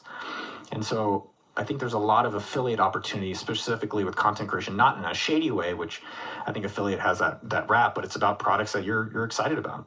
I think that's like a no-brainer for a lot of different categories. Our community loves affiliate marketing, and I don't know, a lot of them probably haven't heard of AppSumo. There's lots of people kind of in tech, software, AI listening. And so thinking about it, I'm looking at it, unlimited commissions, earn 100% of the sale up to $50 whenever a new AppSumo customer makes a purchase. So AppSumo is a marketplace, right? So you actually, there's affiliate opportunity there, and then returning customers, 0 to 15%. I'm just kind of looking at like what that would be practically, what you're saying. So if you can maybe start a new channel, you start a new tutorial-based site. Matt Wolf has been on the podcast. He found his way into just talking about so much stuff happening in AI. And there's unlimited, right? Talk about like that's a conversation that cannot really be exhausted and really probably won't be going into the future. So you look at something like AppSumo, all these incredible different software tools on discount. And the punchline is you could have fun, like check them all out, make videos about them, but be an affiliate, and single-handedly the opportunity could be making a full-time living as an affiliate. Am I breaking it down right? 100%. You could also work backwards I'm just going to give a total separate example, but yeah, you could do it on, if you like AI, it's so easy today to just make content about all the different AI tools that are out there, test them out, and then either be an affiliate before the video or after the video. It's like a no-brainer for anyone who's unemployed and excited about something. But just a stupid ass example. I'm more obsessed with cooking these days. I like cooking for my family, and so I'm really excited about making ramen, like from scratch. There is a lot of videos. There's a guy's channel dedicated just to making kind of like ramen broth. It's like Way of the Ramen. It had like 400,000 views. And I'm like, wow, how cool is that? Now, the question is, how do you monetize it? So there's a lot of these now ramen seasonings, ramen chopsticks, ramen packets. So I would either contact them before or afterwards to say, hey, you have an affiliate program? Oh, you don't? Do you want to sponsor me for a little bit? And a lot of these companies, if you're, I think you're reasonable, will say, sure, like $100, $500, yeah, and that can grow over time. Like I think, what's it called? Imi ramen, I think it's called. You know Cheez-It made extra toasty? Of course. Want it? Need it? Cheesy. Hello, handsome. And hello, random chair. Clean up with Apple Intelligence means goodbye chair. iPhone 16e. Latest iPhone, greatest price. Grow over time. Like I think, what's it called? Imi ramen, I think it's called. Yeah, Imi. I love them because it's high protein. They're like pumpkin-based noodles. Oh, yeah. It's a buddy of mine, Kevin, I think, who started it. But anyways, if you're really excited about ramen, you can get Momofuku to sponsor. You can get Imi Ramen. And guess what? You can also, in the future, if you have an email list, which I highly recommend every content creator having an email list, you can sell your own stuff. And so that's kind of the areas that I think about in terms of content creation and business model generation. Now, the reality is, what I encourage people to do is business. If it was easy and everyone knows about it, it's going to be hard to make money, right? Because the opportunity is that it hasn't been created. Otherwise, everyone would already take it. So you might have to recognize that you could put out, 10 pieces of content about 10 different things you're interested in, and one does well. And so I think you have to be mindful that not everything works. So you have to keep trying until you get the thing that works. Like this goes for my content creation. This goes for all the businesses I've tried that didn't work. And even at AppSumo, I mean, we've tried so many things over the years on our organic, you still have to hire people to make it, content. And only recently, I would say in the last 4 or 5 months, is our organic YouTube content finally started popping. Yeah, so a couple things I want to talk about is one, that. So you've got your channel, you've been on break for a while, but you've got all kinds of bangers, as you said. So there's some tactics you've learned in terms of videos there. I think it's also interesting, it's the unhad conversation. There's a lot of media companies or brands like AppSumo, Kingston Memory is an interesting one. They've been doing it for years. They've hired somebody else to kind of be the face. And there's individuals that are trying to figure out, how do you maybe build those teams, as well as maybe an entrepreneur that wants to build a team. So we'll get into some of that. Let's start with your channel and some of the hacks and lessons you've learned as it comes to just getting YouTube views. You're big on experimentation. If something isn't working, try something different. You were just mentioning that. And you had mentioned before we hit record that even as you were split testing titles, book covers, some of that stuff you learned from YouTube. What do you think is, have you learned now achieving incredible YouTube success and having multiple viral videos about some of the best practices for creating viral videos, getting views in today's landscape? The one thing that everyone's missing is it's all about the content. That's the one thing. So, and what I mean by that is it's going to take you effort to make a video regardless. So we would spend, most of the hours, not on the editing, not on the title, not on the thumbnail. It's like, what's the actual content that we think our audience, which we call them, it was like all these like hungrypreneurs and just youngpreneurs. Like, what do they really want to see? And we were very strict with okay, if we're only going to do a few videos a month, which we found to work best for us, what's the one we really want to bet everything on? And I don't think people spend enough time really choosing the topic, really choosing it, right? And then if we tried a lot of let's try it, fine. But then when we were when we put out the ones that we spent a lot of time thinking about, we kind of knew it was going to do well. We weren't surprised. So I think in terms of content creation, it's probably spending more time just up front thinking about the topics. Think of it like a TV show, right? Every TV show, Saturday Night Live, Jimmy Kimmel. I don't like Jimmy, but like whatever, these different shows, they have a ton of writers, The Simpsons, all of them coming up with ideas, and then they really choose the best of the best of the best. And I think with content creators, a lot of times they're like, well, I need to make a video this week, so let me just put something out because hopefully it does okay. And I think if you're more intentional with which ones, you'll have a bigger upside on what you make. When did you realize your YouTube strategy was working, and what signs told you it was time to double down? Yeah, so doubling down is something from AppSumo days where not everything works in business. And when it does work, it's like a marriage. Like when you find a good husband or wife, like marry them. But you go on a bunch of dates first. And so with YouTube, I think it was around 100 videos, sharing my finances, sharing marketing, doing some interviews, just doing so many videos. A lot of them I didn't really care for. And then it was finally when we had a goal to hit, I think it was 100,000 subscribers, and we weren't even close, and we had a month left. So we had to do something kind of 180 of what we normally did. And that's when we were like, well, fuck it. Let's just go knock on doors for rich people and see how that does. Like that felt like it was super scary to do it, but also exciting. And then when we launched it, it was like instantly like a 1 million view video. And it was one of the first videos where people were kind of like going out in the streets and doing that kind of stuff in the business section. Like we got inspiration, kind of try to look at other areas for inspiration. And so then, yeah, that once we saw that, it was like, oh, okay, this is working. And most people, what they do is when they find something working. Hey, Mickey, have a nice day.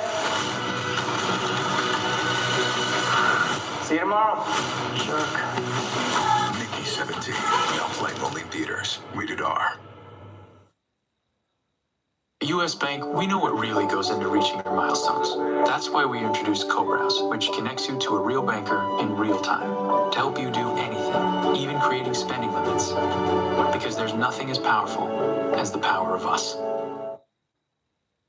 Working, they do other things, and I think we've had success with the content and with AppSumo. It's like, hey, lifetime deals work well at AppSumo. Do a lot of those. And with my YouTube channel, finding out what these rich people do that we see, like in the cars or in the jets or in the planes, wherever, or in their houses, that works. So if you look at the channel, there's like, I think at least half of our content is asking millionaires what they do.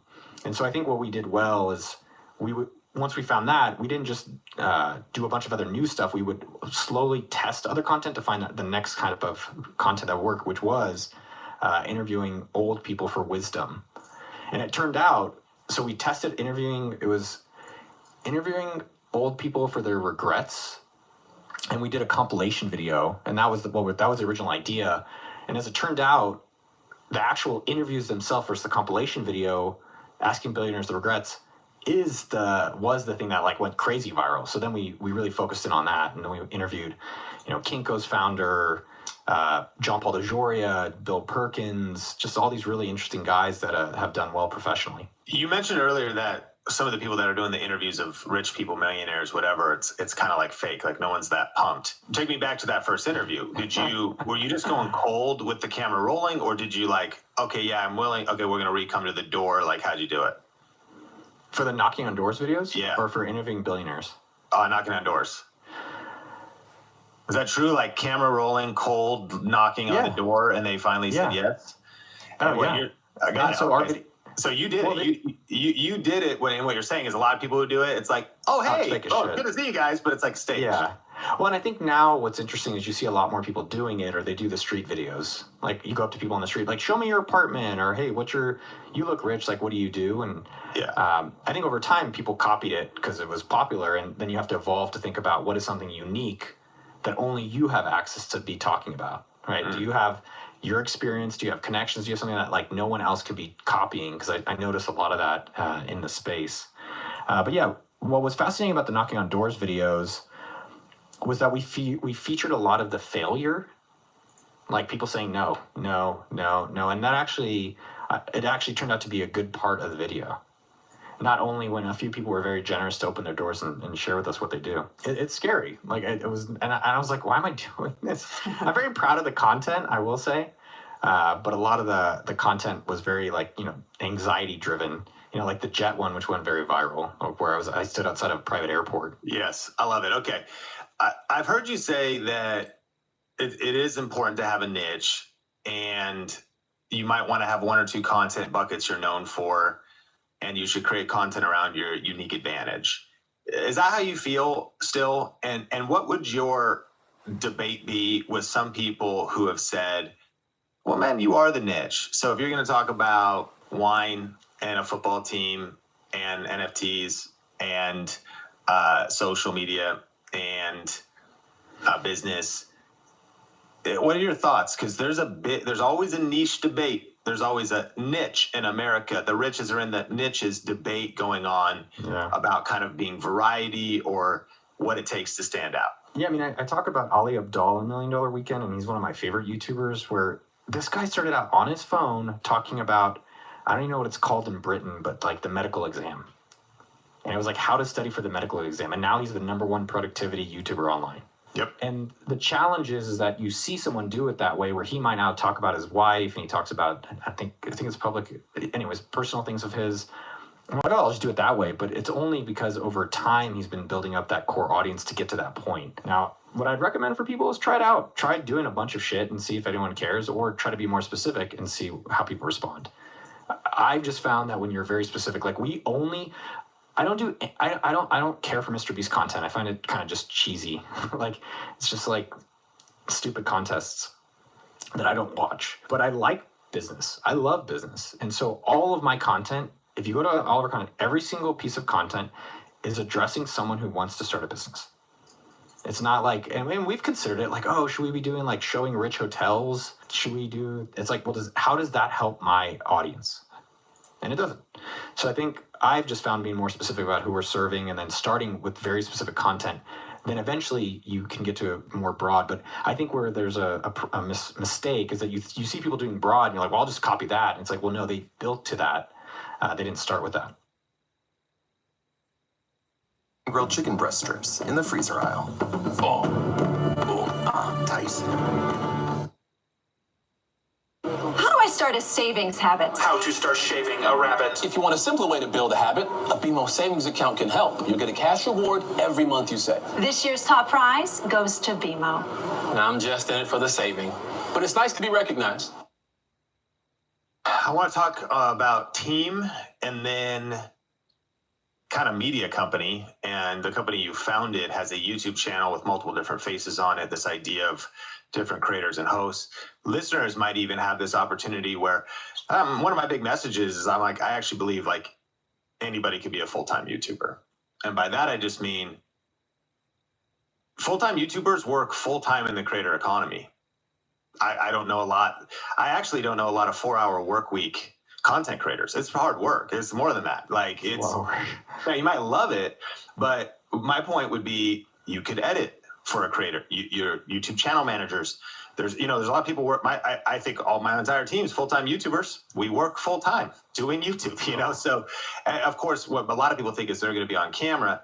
So anyways, it's interesting that we'll talk maybe because there's other AppSumo team members. I'm excited to hear about that. But on your $1 Million Weekend website, it's really cool that you shout out Team Dork, who helped make your content. And it looks like there's 7 people listed. And you've got a YouTube creative director, you've got social content and email writer. Maybe that's a little different, but you got a YouTube creative director, YouTube consultant, video editor, podcast editing abilities. So maybe at least directly 4 people helping you make YouTube content. Maybe tell us a little bit about that, but also, some of the listeners, their problem is not money, their problem is time. And yet when they start thinking like, I got my main business I run, but now I'm starting YouTube, so I'm going to edit my own videos, or I'm going to, but it's also a whole new skill set. So like, well, I knew how to hire people in my core business, but like, how do I build this thing? What would be kind of your thoughts for those that want to scale, develop a team, and how you approach that? Yeah, the AppSumo content creation stuff is really fascinating because almost all of it hasn't worked. Like all of AppSumo's like, Instagram didn't work, TikTok didn't, like Duolingo, everyone talks about them. We tried all that shit and none of it worked for us. And as it turns out, Mitchell, who's, a younger guy that just like loves content creation, and he worked with me on mine, he started kind of interviewing our partners and some of our customers in a format that worked for my channel. And now the videos are getting, 50 to 100,000 per view. on the AppSumo channel. And that took us years to finally get to. So you do have to be patient that if it doesn't work immediately, like you do have to kind of keep trying until eventually it will work. Now, in terms of the team, I think where the misconception and problem is you don't start with the team, you build up a team, right? So I started alone, shirtless, with the phone. No real thumbnail. And then as it worked, I was like, oh, I kind of could use someone helping me with the thumbnail. And that's where Mitchell came in. He actually worked, I met him, and he helped me with my channel, and then he ended up actually joining AppSumo. And then same with Jeremy. Jeremy saw my content, hit me up and said, hey, I can help you with Instagram. And that he turned in to be the channel director over a year or two.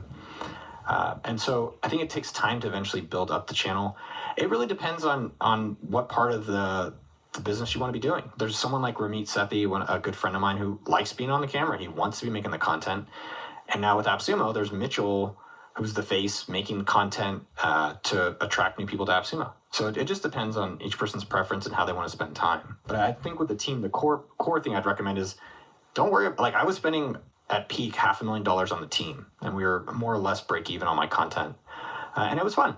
It was fun. Right now, I think my team cost with how little I'm doing is maybe $50,000 a year, maybe less. Interesting. So if we isolate at the peak, how many people did it take to make these banger Noah Kagan videos? Probably more than people would expect. Probably 6 to 7 people, and that's for 2 videos a month, right? So we had Patty Galloway, who's a YouTube consultant, Jeremy, who's the director, kind of producer, creative director of the channel. We have a video editor, we had a thumbnail person, we had a research assistant, and then we had like a glue person who helped coordinate everything. And did you break even because you made $500K in ad revenue? Yeah. If we didn't have AppSumo, it would have been hard for me to sustain the channel in the way that we were doing it. Like the idea that we can promote AppSumo and include AppSumo in the videos, and AppSumo would help pay for some of it, definitely made it easier. Got it. So, and for some, that's an interesting perspective that maybe getting into content is a branding awareness, passion play. I mean, was it worth it? It was the ROI there? What the thought you triggered, Sean, was like, parts are worth it. Like there's some interviews or some videos that if I skipped, I'd be okay with. But there's some people I've been able to connect with. And I think that's probably the thing that's not talked about as much. Like just being in the arena, being in certain categories, puts you in places where I met Bill Perkins, who wrote Die With Zero. It's one of my favorite books that's down here on the ground. Or Tim Ferriss. I've been creating content. That's how I met Tim, where in 2007, he had a book coming out called 4 Hour Work Week. And I was like, hey, I got a blog. Do you want me to blog about it? And 20 years later, we're still friends. And so I think that's part of the content thing that's not as monetized that's done well.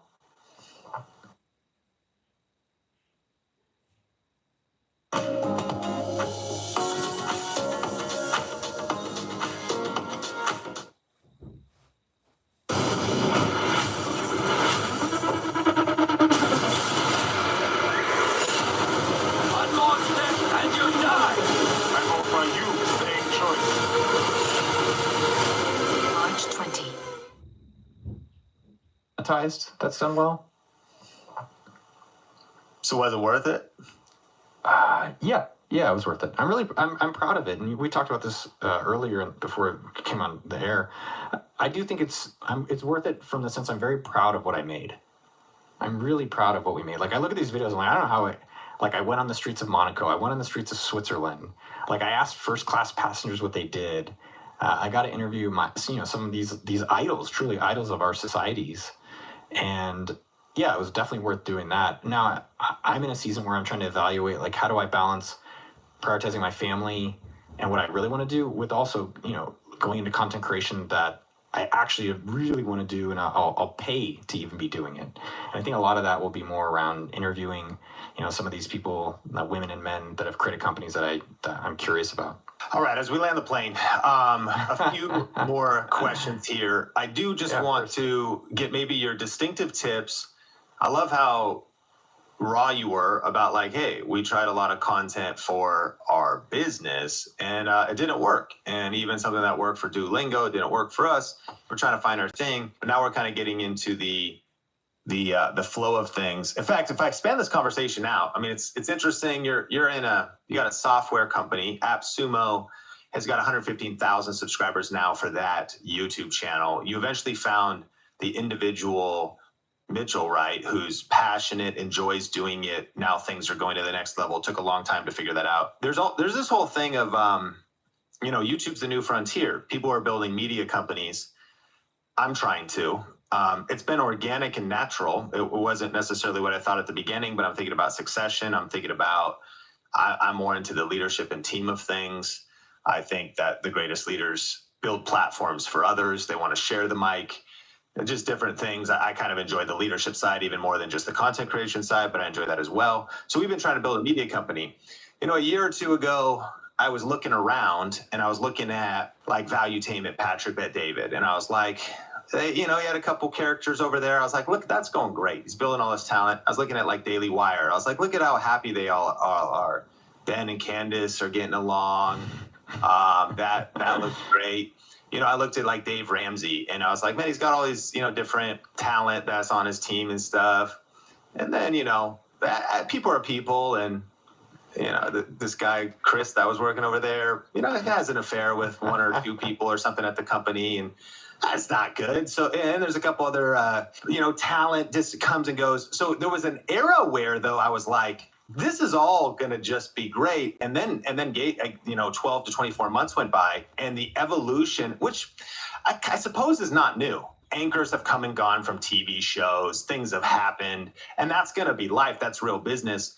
But the media company thing is interesting. There's been, in the creator economy, partnerships where people maybe just started the partnership out of passion. And then a few years go by and stuff gets interesting. And where does the channel go next? Is it built on a personal brand or on a face? I kind of actually just expanded this out. So I'm curious from your perspective, you've got the AppSumo experience. You're aware of the greater landscape. I don't know, lessons, tips, thoughts on those that are, building media companies and trying to think about what it might look like to have, if you will, multiple faces, especially on a channel like AppSumo, which is not a personal brand, it is a media brand. And what are your thoughts? Everyone else's business sucks more than you think. Let's start there. I think we look at Noah, he's doing great, or Hermosi, or Cody, or any of these things. Or I've seen your stuff for years, and I've always been impressed with what you've done. But who knows what the fuck's going on in everyone's house? Yeah. We see the outside of the house. We're like, oh, it looks great. It's like, dude, their shit sucks too. Yeah. So find the suck that you're okay with. Yeah. I think there's a lot of there's so many ways to make money. I think find the area that you're really happy with and that you can do. In terms of content stuff, like we do these product videos, it doesn't do anything for our channel. And somehow we keep doing it, which I think is stupid.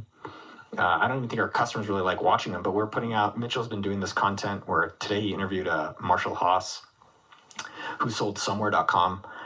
And these videos, it's like they're going to do 10 to 100,000 view videos. And so he found the thing. I think what most people don't do is they don't take enough time to find the thing. And then when they find the thing, now look at Mitchell's videos. Like every one of the videos is the same exact thing, right? It's like agency or software creator for solopreneurs. And each of these videos is just crushing. I would also argue that Mitchell, for our channel, Mitchell... Attention super markup shoppers, it's about time we paid everyday low prices, like at Aldi, not increasingly high prices for potatoes. Aldi doesn't play pricing games. That's why they're #1 in everyday low prices. It's an Aldi thing. Business taxes was all consuming. Now business taxes is having a TurboTax expert who handles your taxes for you with year-round advice at no extra cost. Now this is taxes. That Mitchell, for our channel, Mitchell loves this. This is Mitchell's Mitchell would pay us to do this stuff. And it took time. I mean, we've been working with Mitchell. I've been working with him 7 years to get to this point. And I think we kind of want it to be immediate and we want it right away, which that's also okay too. Now, in terms of these other companies, like media companies, I think the ones I'm interested in, there's a guy in LA who's been buying random newspapers and magazine companies. You know this guy? No, it sounds cool. He's buying all these ones that people think are dead. Variety, Hollywood Reporter, Rolling Stone, Jay Penske. Jay Penske. So he's like a younger guy I think he's in his 40s, and he bought all these random newspaper magazine sites that were kind of older or decaying, and has kind of put them all together into a media company that's doing really well. He's not very public. I've kind of stumbled across him, I think, in a Wall Street Journal magazine or article, and I read dirt.com every Saturday. It's like my treat to read real estate news. I love seeing like houses with like bowling alleys and stupid shit in it. I find it inspiring. And so he owns dirt.com and Rob Report. Now, from the perspective of a media company, I think what it comes back to is, can you do something unique that you can either have a monopoly in or have an advantage in? And it does seem like he's kind of angled around like older magazine websites that people seem to have forgotten, and it seems like he's done a pretty good job doing this. I think that's kind of how it goes for all of content. Like, what's your angle? And then find some lane that people seem to respond to and you make money in, and go as hard as you can on that. I think people go way too soft. Most people are probably too weak. Or not serious enough about it. Like, I think part of our success at AppSumo was we found the software deal thing works. In 15 years, we're still doing software deals, and I think we've gone pretty damn hard on it. Same with this YouTube stuff with Mitchell and with me. With Mitchell, he found these videos are working, and so it's all right. We know that videos interviewing these people work. Like, how do we 10x the amount of content we're making there? And I think most people kind of either do other things, or they get bored, or they don't really double down on it. You've shared a lot of incredible advice today and been very generous with your time. I do want to hear a little bit about the book. I do want to know the other 2 to 3 books that have fundamentally changed how you think about business as we land the plane in just a second. But I do want you to give some shout outs. And I have one Easter egg question. Unless I got somehow warped out of what time I'm in, I think it's 2025 at the time we're recording this, but on your website, I just love the fact that your copyright was 2028. And yeah, I try to be ahead of the time. I have no idea what that means. I don't know if it was made funny or if there's like a powerful principle behind visionarying the future or something. Nah, I was just fucking around. I mean, I think in business it should be fun, man. Like, otherwise, go get a day job with someone you hate. I always felt like it was more risky to have a job doing what I didn't want to do with someone I didn't like than actually starting your own business, which almost costs nothing these days, which is amazing. And you can really, live in however you'd like to live. So yeah, with NoahKagan.com, there's a few other Easter eggs, like a hot sauce thing, if you could find it. But yeah, just kind of having fun with these different things. It made me think too. Sometimes I forget to update copyrights. I'll see people's website that's 1 or 2 years old or something, because you just got to update at the bottom of the website. So I was like, maybe he's just getting ahead. Like, you know. No, you know what it is? When I worked with Zuckerberg, he had really good attention to detail, and I think that's why I checked copyright dates. I checked how's the grammar on websites, or people slipping on it. I like the attention to detail. I think he really inspired me around that. Now, in terms of books, I basically bought all of my favorite business books. So I'm happy to share a few of the ones that I think everyone needs to buy. I do think $1 Million Weekend, if you're getting started or you want some inspiration, I'm very proud of the work. I think it's an amazing story and a good read. I hired Tal Roz, who's one of the best business writers, to help me put it together. The Ultimate Sales Machine is a banger. Donald Miller's Million Miles in 1,000 Years is a banger. This one is, if you have a business, if you're making like $1 million or more, I think Reed Hastings' No Rules Rules by Reed Hastings is a fucking mega banger. Other mega bangers is Amp It Up by Frank Slootman. That's a mega banger. Maverick by Ricardo Semler. I'm just looking at the ones I have down here. So I try to find I think to get advantages, I guess my philosophy is like, if you're reading what others are reading, you're not going to get ahead because everyone else is reading it. So I'm trying to find some of the people that are not talked about as much. That's a good word. 1,000,000 Miles in 1,000 Years, Donald Miller. $1 Million Weekend, Noah Kagan. Ultimate Sales Machine, No Rules Rules, Amp It Up, Maverick. There's 6 books to read in the next 6 weeks. Just do one every other month. You're good for the year. I think that the thing I've thought with books is that we brag about how many we've read or that we've read them, but no one's bragging about that they've done implementation from it. Yeah, how many they've applied. Yeah, it's like, hey, I read one book this year and my business doubled. It's like, stop reading. Just go watch Netflix at night. I think we overemphasize the number of the books, not the impact of the books. Instead of reading 52 books or even 12, read one, master it, apply it, and actually create your $1 Million Weekend and then build that 7-figure business.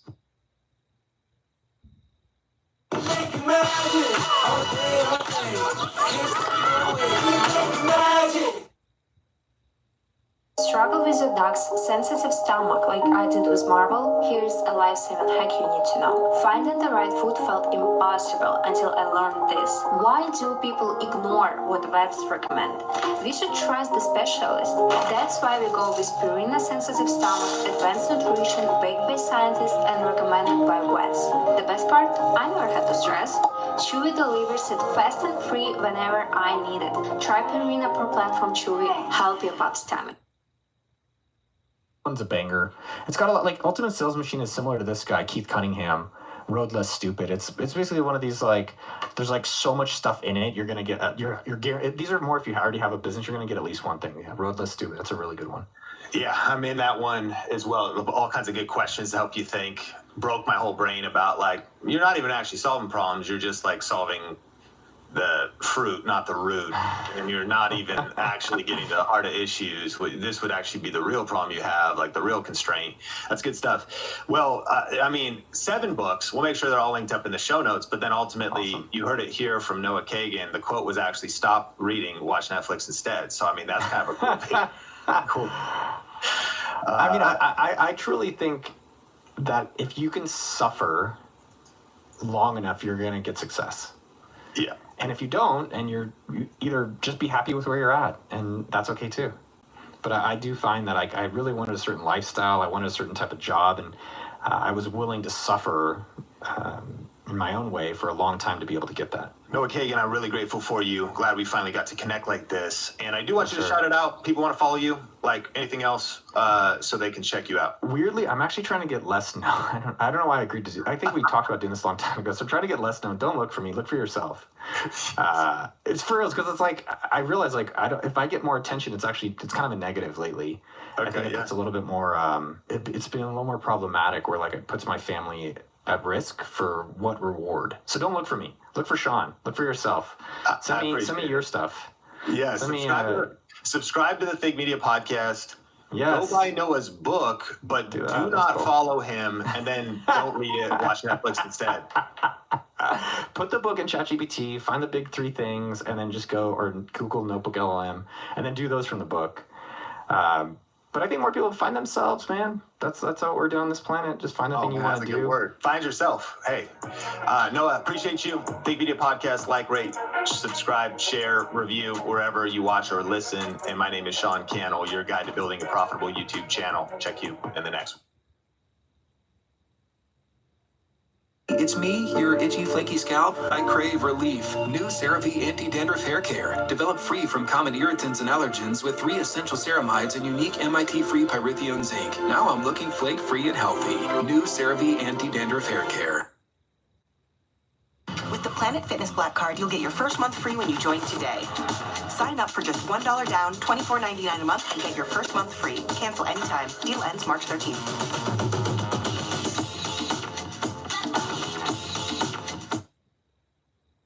Is it possible to make money from old content on your channel? Our guest earned $44,000 from a single YouTube video last year that wasn't even new content. Can you break down what the strategy was, what you did, and explain this? You know, kind of the common advice that a lot of people will give on YouTube is don't make your videos too long. Well, this video was almost 3 hours long. It is difficult, right, to find time for content creation in sort of these fringe hours that you have. When I started, it was really just out of passion. And that's what I always tell people is that if you're going to do YouTube, you're going to work probably for a while for free. You reached monetization in 9 months while working full time. What were some of maybe the early challenges and also the key decisions that accelerated your growth? In today's episode of the Think Media Podcast, we're also going to be covering how to earn more money from your videos, specifically the RPM, and how to earn 3 to 4 times higher than the average rates. And she's going to be breaking down exactly how, and also going through her simple content strategy that has earned over $500,000 in 4 years. And she did all of this while working full-time as a nurse without any fancy or extra fancy gear. Plus, we'll talk a little bit about the essential mindset shifts for successful creators. Sometimes, whether it's negative comments, what other people may think, all of that can sometimes hold us back, and we will break through today on the podcast. Now, our guest, Jen, is a healthcare consultant by day and a YouTube powerhouse by night, who turned her passion for helping working moms into a channel with over 138,000 subscribers. Her practical cooking and lifestyle content has generated over $500,000 in just 4 years, all while maintaining her full-time career. From viral videos earning $44,000 in ad revenue to building a thriving community of working parents, Jen proves that with the right strategy, you can build a YouTube business alongside any career. Jen, welcome to the show. Thanks for having me. So I want to go right up to what everybody wants to know, and that's the $44,000 video strategy. So you posted a video that wasn't new content, earned that much money from a single video. Can you break down what the strategy was, what you did, and explain this? Yeah, I mean, I'm kind of just as surprised as you are, or as anyone is. It was sort of an experiment, and it was kind of born out of me needing to get out a video and not really having a lot of time to film new content. And I had seen some other channels in my same sort of niche or space on YouTube making these compilation videos, right? So you take kind of one section of your cooking. In my case, it was budget meals. And I went back through all of my old content because I thought to myself, well, I've been doing YouTube for a long time. I have a lot of videos on my channel. And I think that a lot of times as creators, we think, well, if we posted a video 2 years ago, people have already seen that. But that's not true, right? Because you always have new people coming to your channel. And so what I was able to do is take a bunch of my old videos, kind of edit them and chop them up into one big mega compilation of budget cooking, right? Which was really big last year and the year before due to grocery prices and inflation and all of that.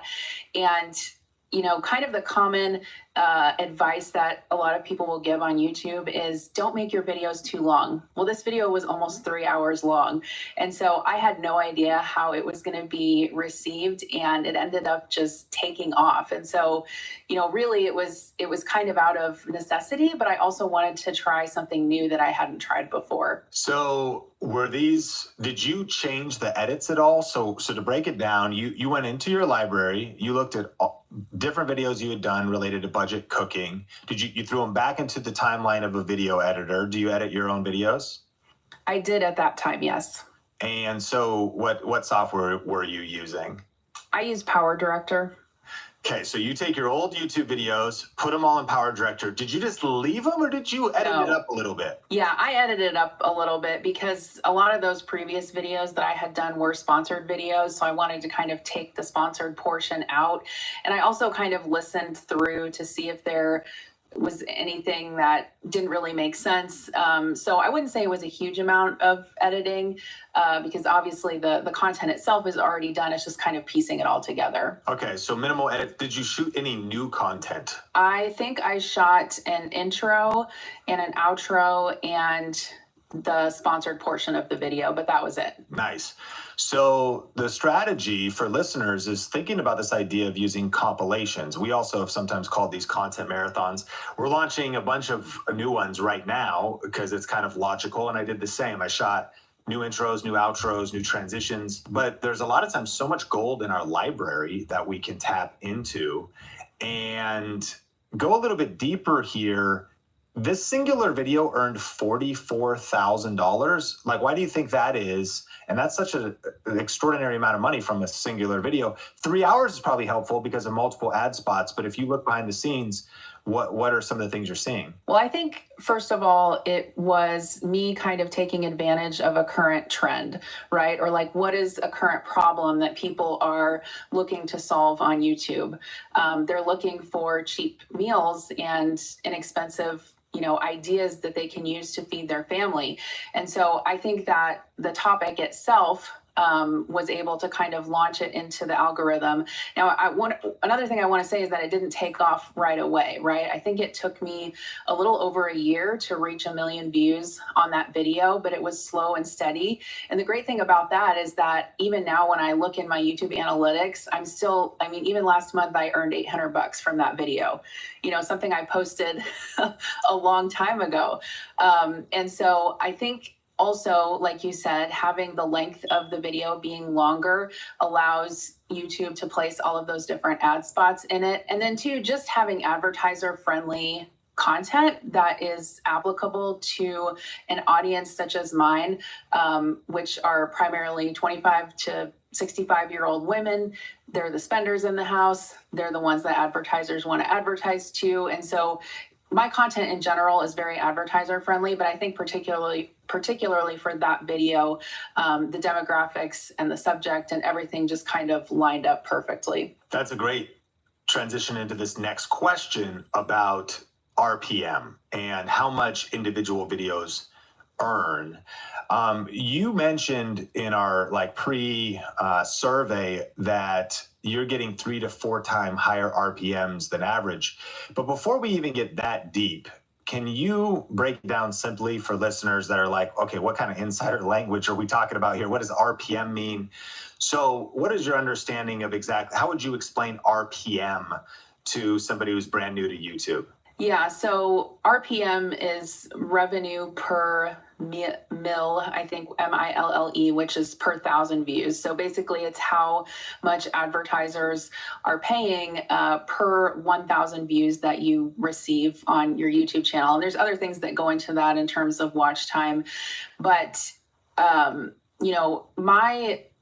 and when you say, it's funny because Sean, when you say, oh, you're getting 3 to 4 times the average RPM, I'm like, I don't even really realize what the average RPM is. Like, I've heard of $10 being average. I don't know that my RPM has ever been that low. I looked for 2024 and my RPM for the year 2024 was $27, which I understand is a bit higher, but I think that's just due to, like I mentioned before, having advertiser-friendly content. I really don't post controversial things, which I guess in the end might hurt me a little bit because I may not be getting that kind of clickbaity stuff that others are getting. If you make content that is, I don't want to say family friendly, but you know what I mean when I say that.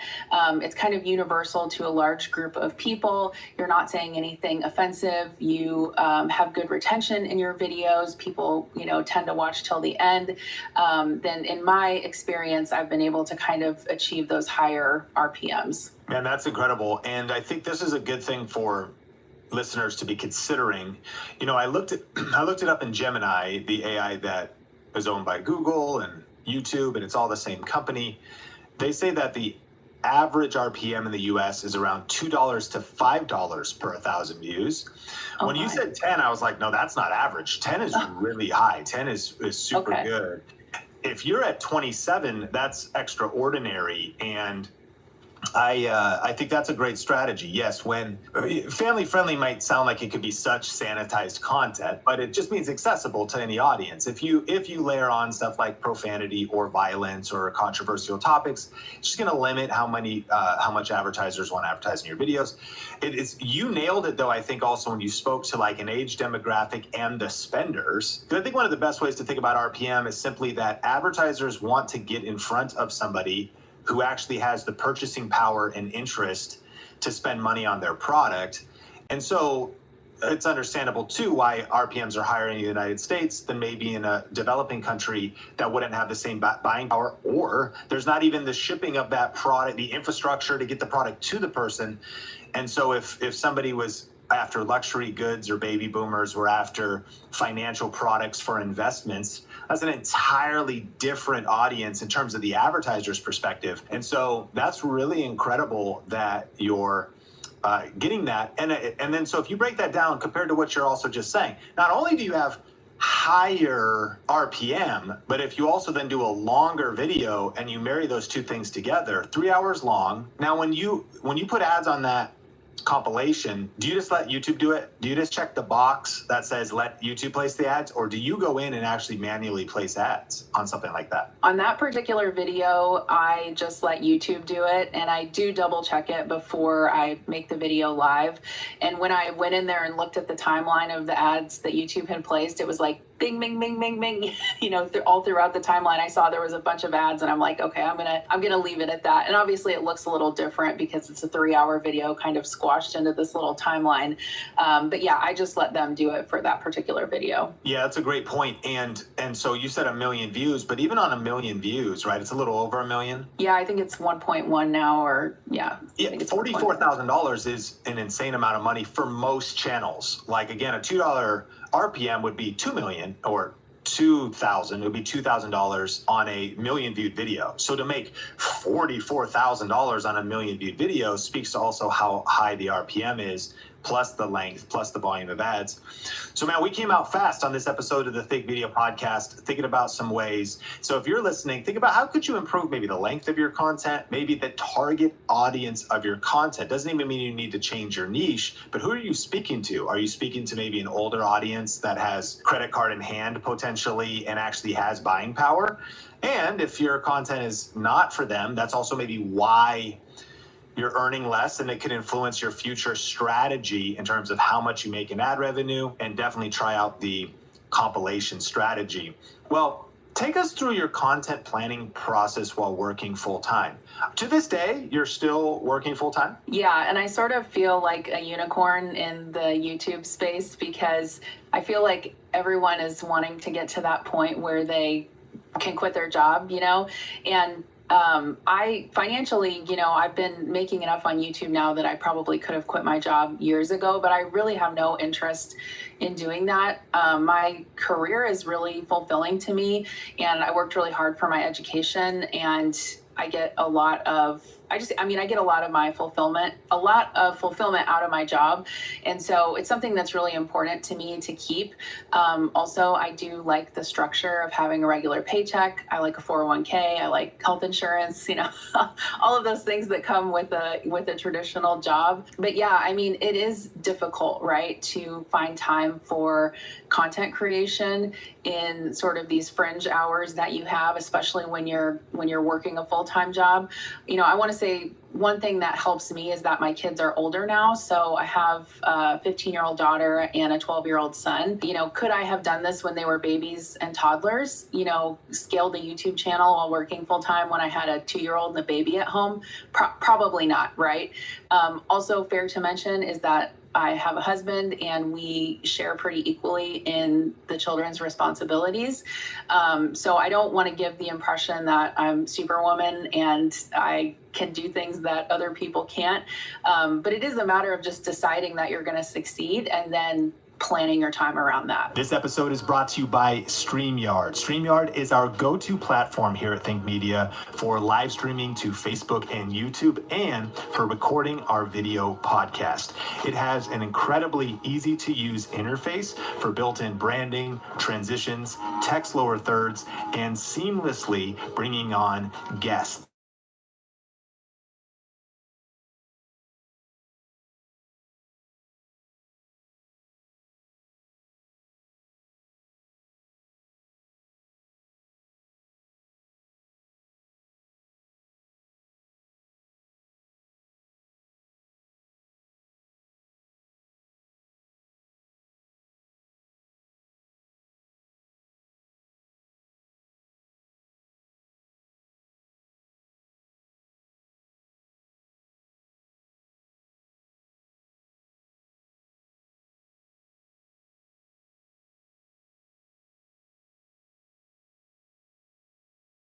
Mark wanted to keep her choir job, even though like YouTube actually her job kind of became a side hustle and YouTube was kind of like the main thing.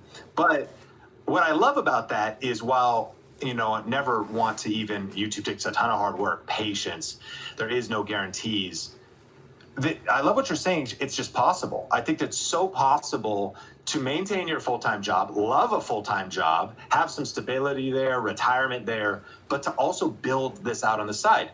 Seasons of life, younger kids, maybe a little bit harder, but depending on your seasons of life, this is figure outable. And really, I just want to encourage listeners, like, embrace your season, you know, a little bit at a time. And while your results are extraordinary, $500,000, I just am so passionate about this, like, extra $5, $10, $15, $25,000 a year type of YouTube channel for a lot of people. And it's possible. And I want to go a little bit deeper, because specifically then, though, how do you do it? Like, if you've got your working schedule, when do you film? Do you have daylight to film? Do you need lights? Like, just if you kind of break us into, like, your routine. Yeah, so typically so you mentioned in the beginning, I'm a nurse by background, but I don't work a traditional patient care job anymore. So I work more on the consulting side. So I do have kind of, quote, normal hours, 8 to 4, Monday through Friday. So that does help in terms of having a block of time on the weekends to film. And so one thing I want to encourage people to do, and this is dependent on your niche, but if you can do it, your life is your content, right? So you are the content, right? And so a lot of times what I would normally be doing anyway, which is going grocery shopping or cooking dinner for my family, that's something I normally be doing anyway, but I'm just filming it. Right. And so a lot of times I don't even have to set aside extra time. Obviously, there's times when I do kind of more involved videos and have to plan things out. But you don't have to do that, and people are looking for connection and relatability. They're looking to see the real you. They don't want a polished newscaster version of you. They want you in all your authenticity.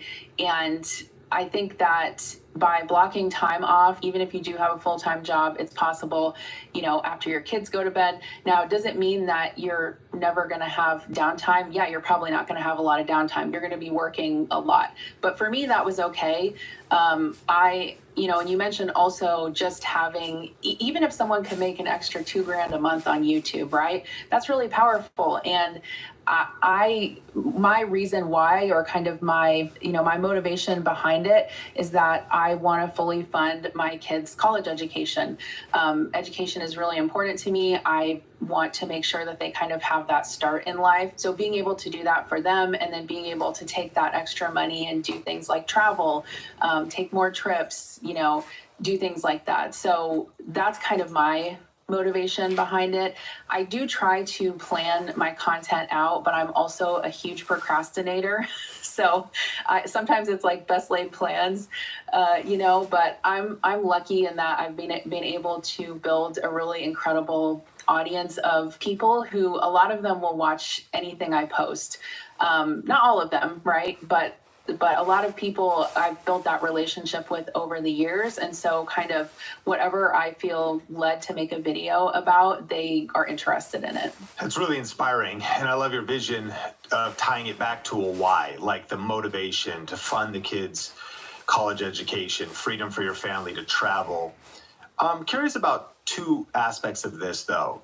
How long did it take you to get comfortable? Yes, you're already going to go grocery shopping. Yes, you're already going to be cooking for your family. But there's some listeners right now that are wanting to start their channel. They've been planning and thinking about starting their channel for a while. Well, they've gotten a few videos out, but it's so much brain fatigue to be like, if I'm cooking, I got to set the camera up. Oh, did I do it right? And if they're cooking, if that was their niche, oh no, now I burnt it because I'm trying to think about cooking, but I'm learning this whole new skill set. It's like a different part of my brain. And how am I acting on camera? And I'm trying to focus on and then the same thing at grocery store. I'm filming in public. Oh, people are like looking at me. Jen said it was so easy, and I get it. But like, I'm trying to, so speak to like that learning curve, because I agree with you, especially eventually, like you are the content. So if you could just turn the camera on and deliver the hook in the middle and the outro, but what's like the learning curve to kind of get comfortable with filming in that day-to-day life? And how did you develop that back when you were starting? Yeah, so I would say that in the beginning, voiceovers are your friend. you can set up a camera and do something in your kitchen, meal prep, cook a meal, whatever you want to do. And then, if you don't want to get too fancy, speed up the footage a little bit, chop it up, and then do a voiceover over it. And in fact, if I go back and look at some of my earliest videos, that's all they were. In fact, one of my first videos that hit over 1 million views, I never showed my face on camera. It was a meal prep video, and I just set the camera up and I cooked. And then when I put it in my editing software, I took the sound off and I talked over it and I added a little bit of music. And that video also, hit over 1 million views. And so it doesn't need to be fancy. I think, like you said, a lot of people get intimidated with all of the gear and the fancy setups and the lights and the this and the that. And I always try to tell people, I bought a Canon G7X Mark II for $500 and I made over $500,000 with it. So, if you can do that, anything's possible. And same with going out in public, you can get your B-roll and then do a voiceover over it, because I will admit it was a transition for me also. I would say it wasn't until just the last maybe year or so that I was even comfortable going into a store and filming in public. And I still am very conscious. I don't want people to notice me. I'm not one of those people that's hold my camera out, and shouting in the middle of Walmart. But yeah, you kind of have to find what works for you. And once your comfort level goes up, you can kind of change your content around that if you want to get on camera more. That's really great advice. In fact, that's probably one of the best strategies I've ever heard, doing voiceovers at the start or even now. Voiceovers are your friend, because rather than thinking you're going to also narrate some great video while you're in the kitchen, just so listeners understand, your goal is to just get the shots. Now that you have the shots, you're showing yourself cooking, you're showing the ingredients, you're showing the eggs being broken, and then you throw that all into a timeline, and now you actually have a chance to take a breath, be focused, and you're also, kids might be asleep, it might be dark, you're trying to be quiet, but you're just in your office. So now you're kind of in a different zone as you're going to put the video together. And in doing so, it's such a great format. You got 1 million views off of that format. And so I love that idea. And I also want to talk about editing. You mentioned that you edited the compilation last year, but it's something different now. Did you eventually delegate editing, or are you still editing? So I actually just last month hired an editing service. So I'm kind of dipping my toe back into that. There have been times during my YouTube career that I have worked with an editor consistently. There was a time period of about 2 years that I worked pretty much, I was publishing a lot of content, like 3 to 4 videos a week. And so I had a dedicated editor that was helping me with that. It did become a little bit cost prohibitive. And so I stepped away from that. I don't know, I gotta say, the editing thing is really something that I am struggling with right now, in terms of I know I can do it myself, but I could be so much more prolific with my content if I didn't. And so that's why I'm, I hired a service and I'm going more back towards that. But I really feel strongly that when you're first starting out on YouTube, I don't know how you feel, but I personally feel like you should learn to edit your own videos.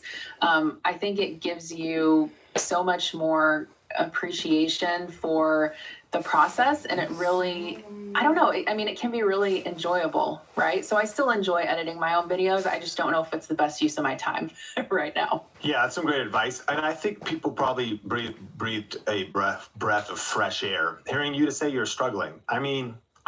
You're so successful, and yet this is hard. And the seasons, you're juggling things, it takes work. Some people probably think, I wish I could afford an editor. But also, even that's hard, because then it's working with them and it didn't work out, and then you feel like you wasted some money maybe, and so that could be a challenge. So then you pick it back up. And so thanks for sharing about just that. It's not just all smooth and unicorns and rainbows all the time. Sometimes there's challenges. And I would agree with you.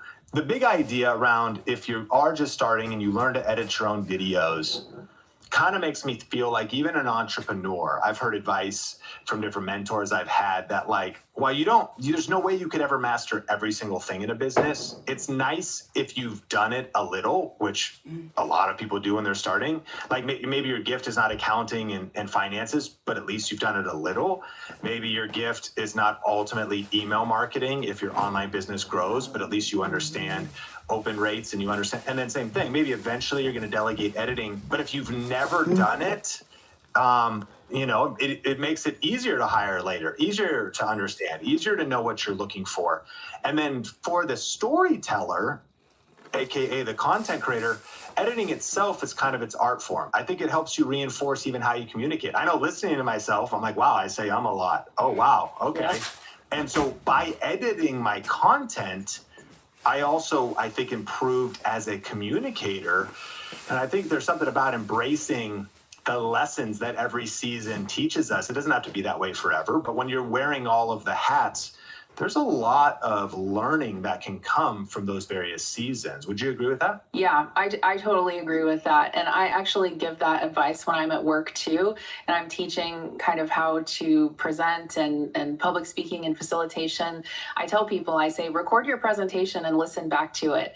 You're going to learn more doing that. And you can be critical of yourself and you might cringe a little bit, but in the end, like you said, it's going to make you a better communicator. So I actually do want to go back to the beginning of your story early on when you got monetized, some mindset shifts, talking about even negative comments and sometimes, dealing with criticism and how you've done that. But before we get there, one of the things you have done is you've made it a priority and you've been intentional about building an email list, and you also have a freebie strategy. Let's go high level. Why, as a very successful content creator as well, did you make it a priority to build an email list? A lot of creators think about, okay, I want to get monetized, I want to get views. Why did you build an email list? When did you start it? What software and how did you even figure that out? And then we'll talk about the freebie strategy. Yeah, so I want to say I started kind of the email list building, maybe it was in around 2019. And I started with MailChimp, which I did not enjoy. It was very confusing to me. And once I got to a certain point where I was getting more and more subscribers, they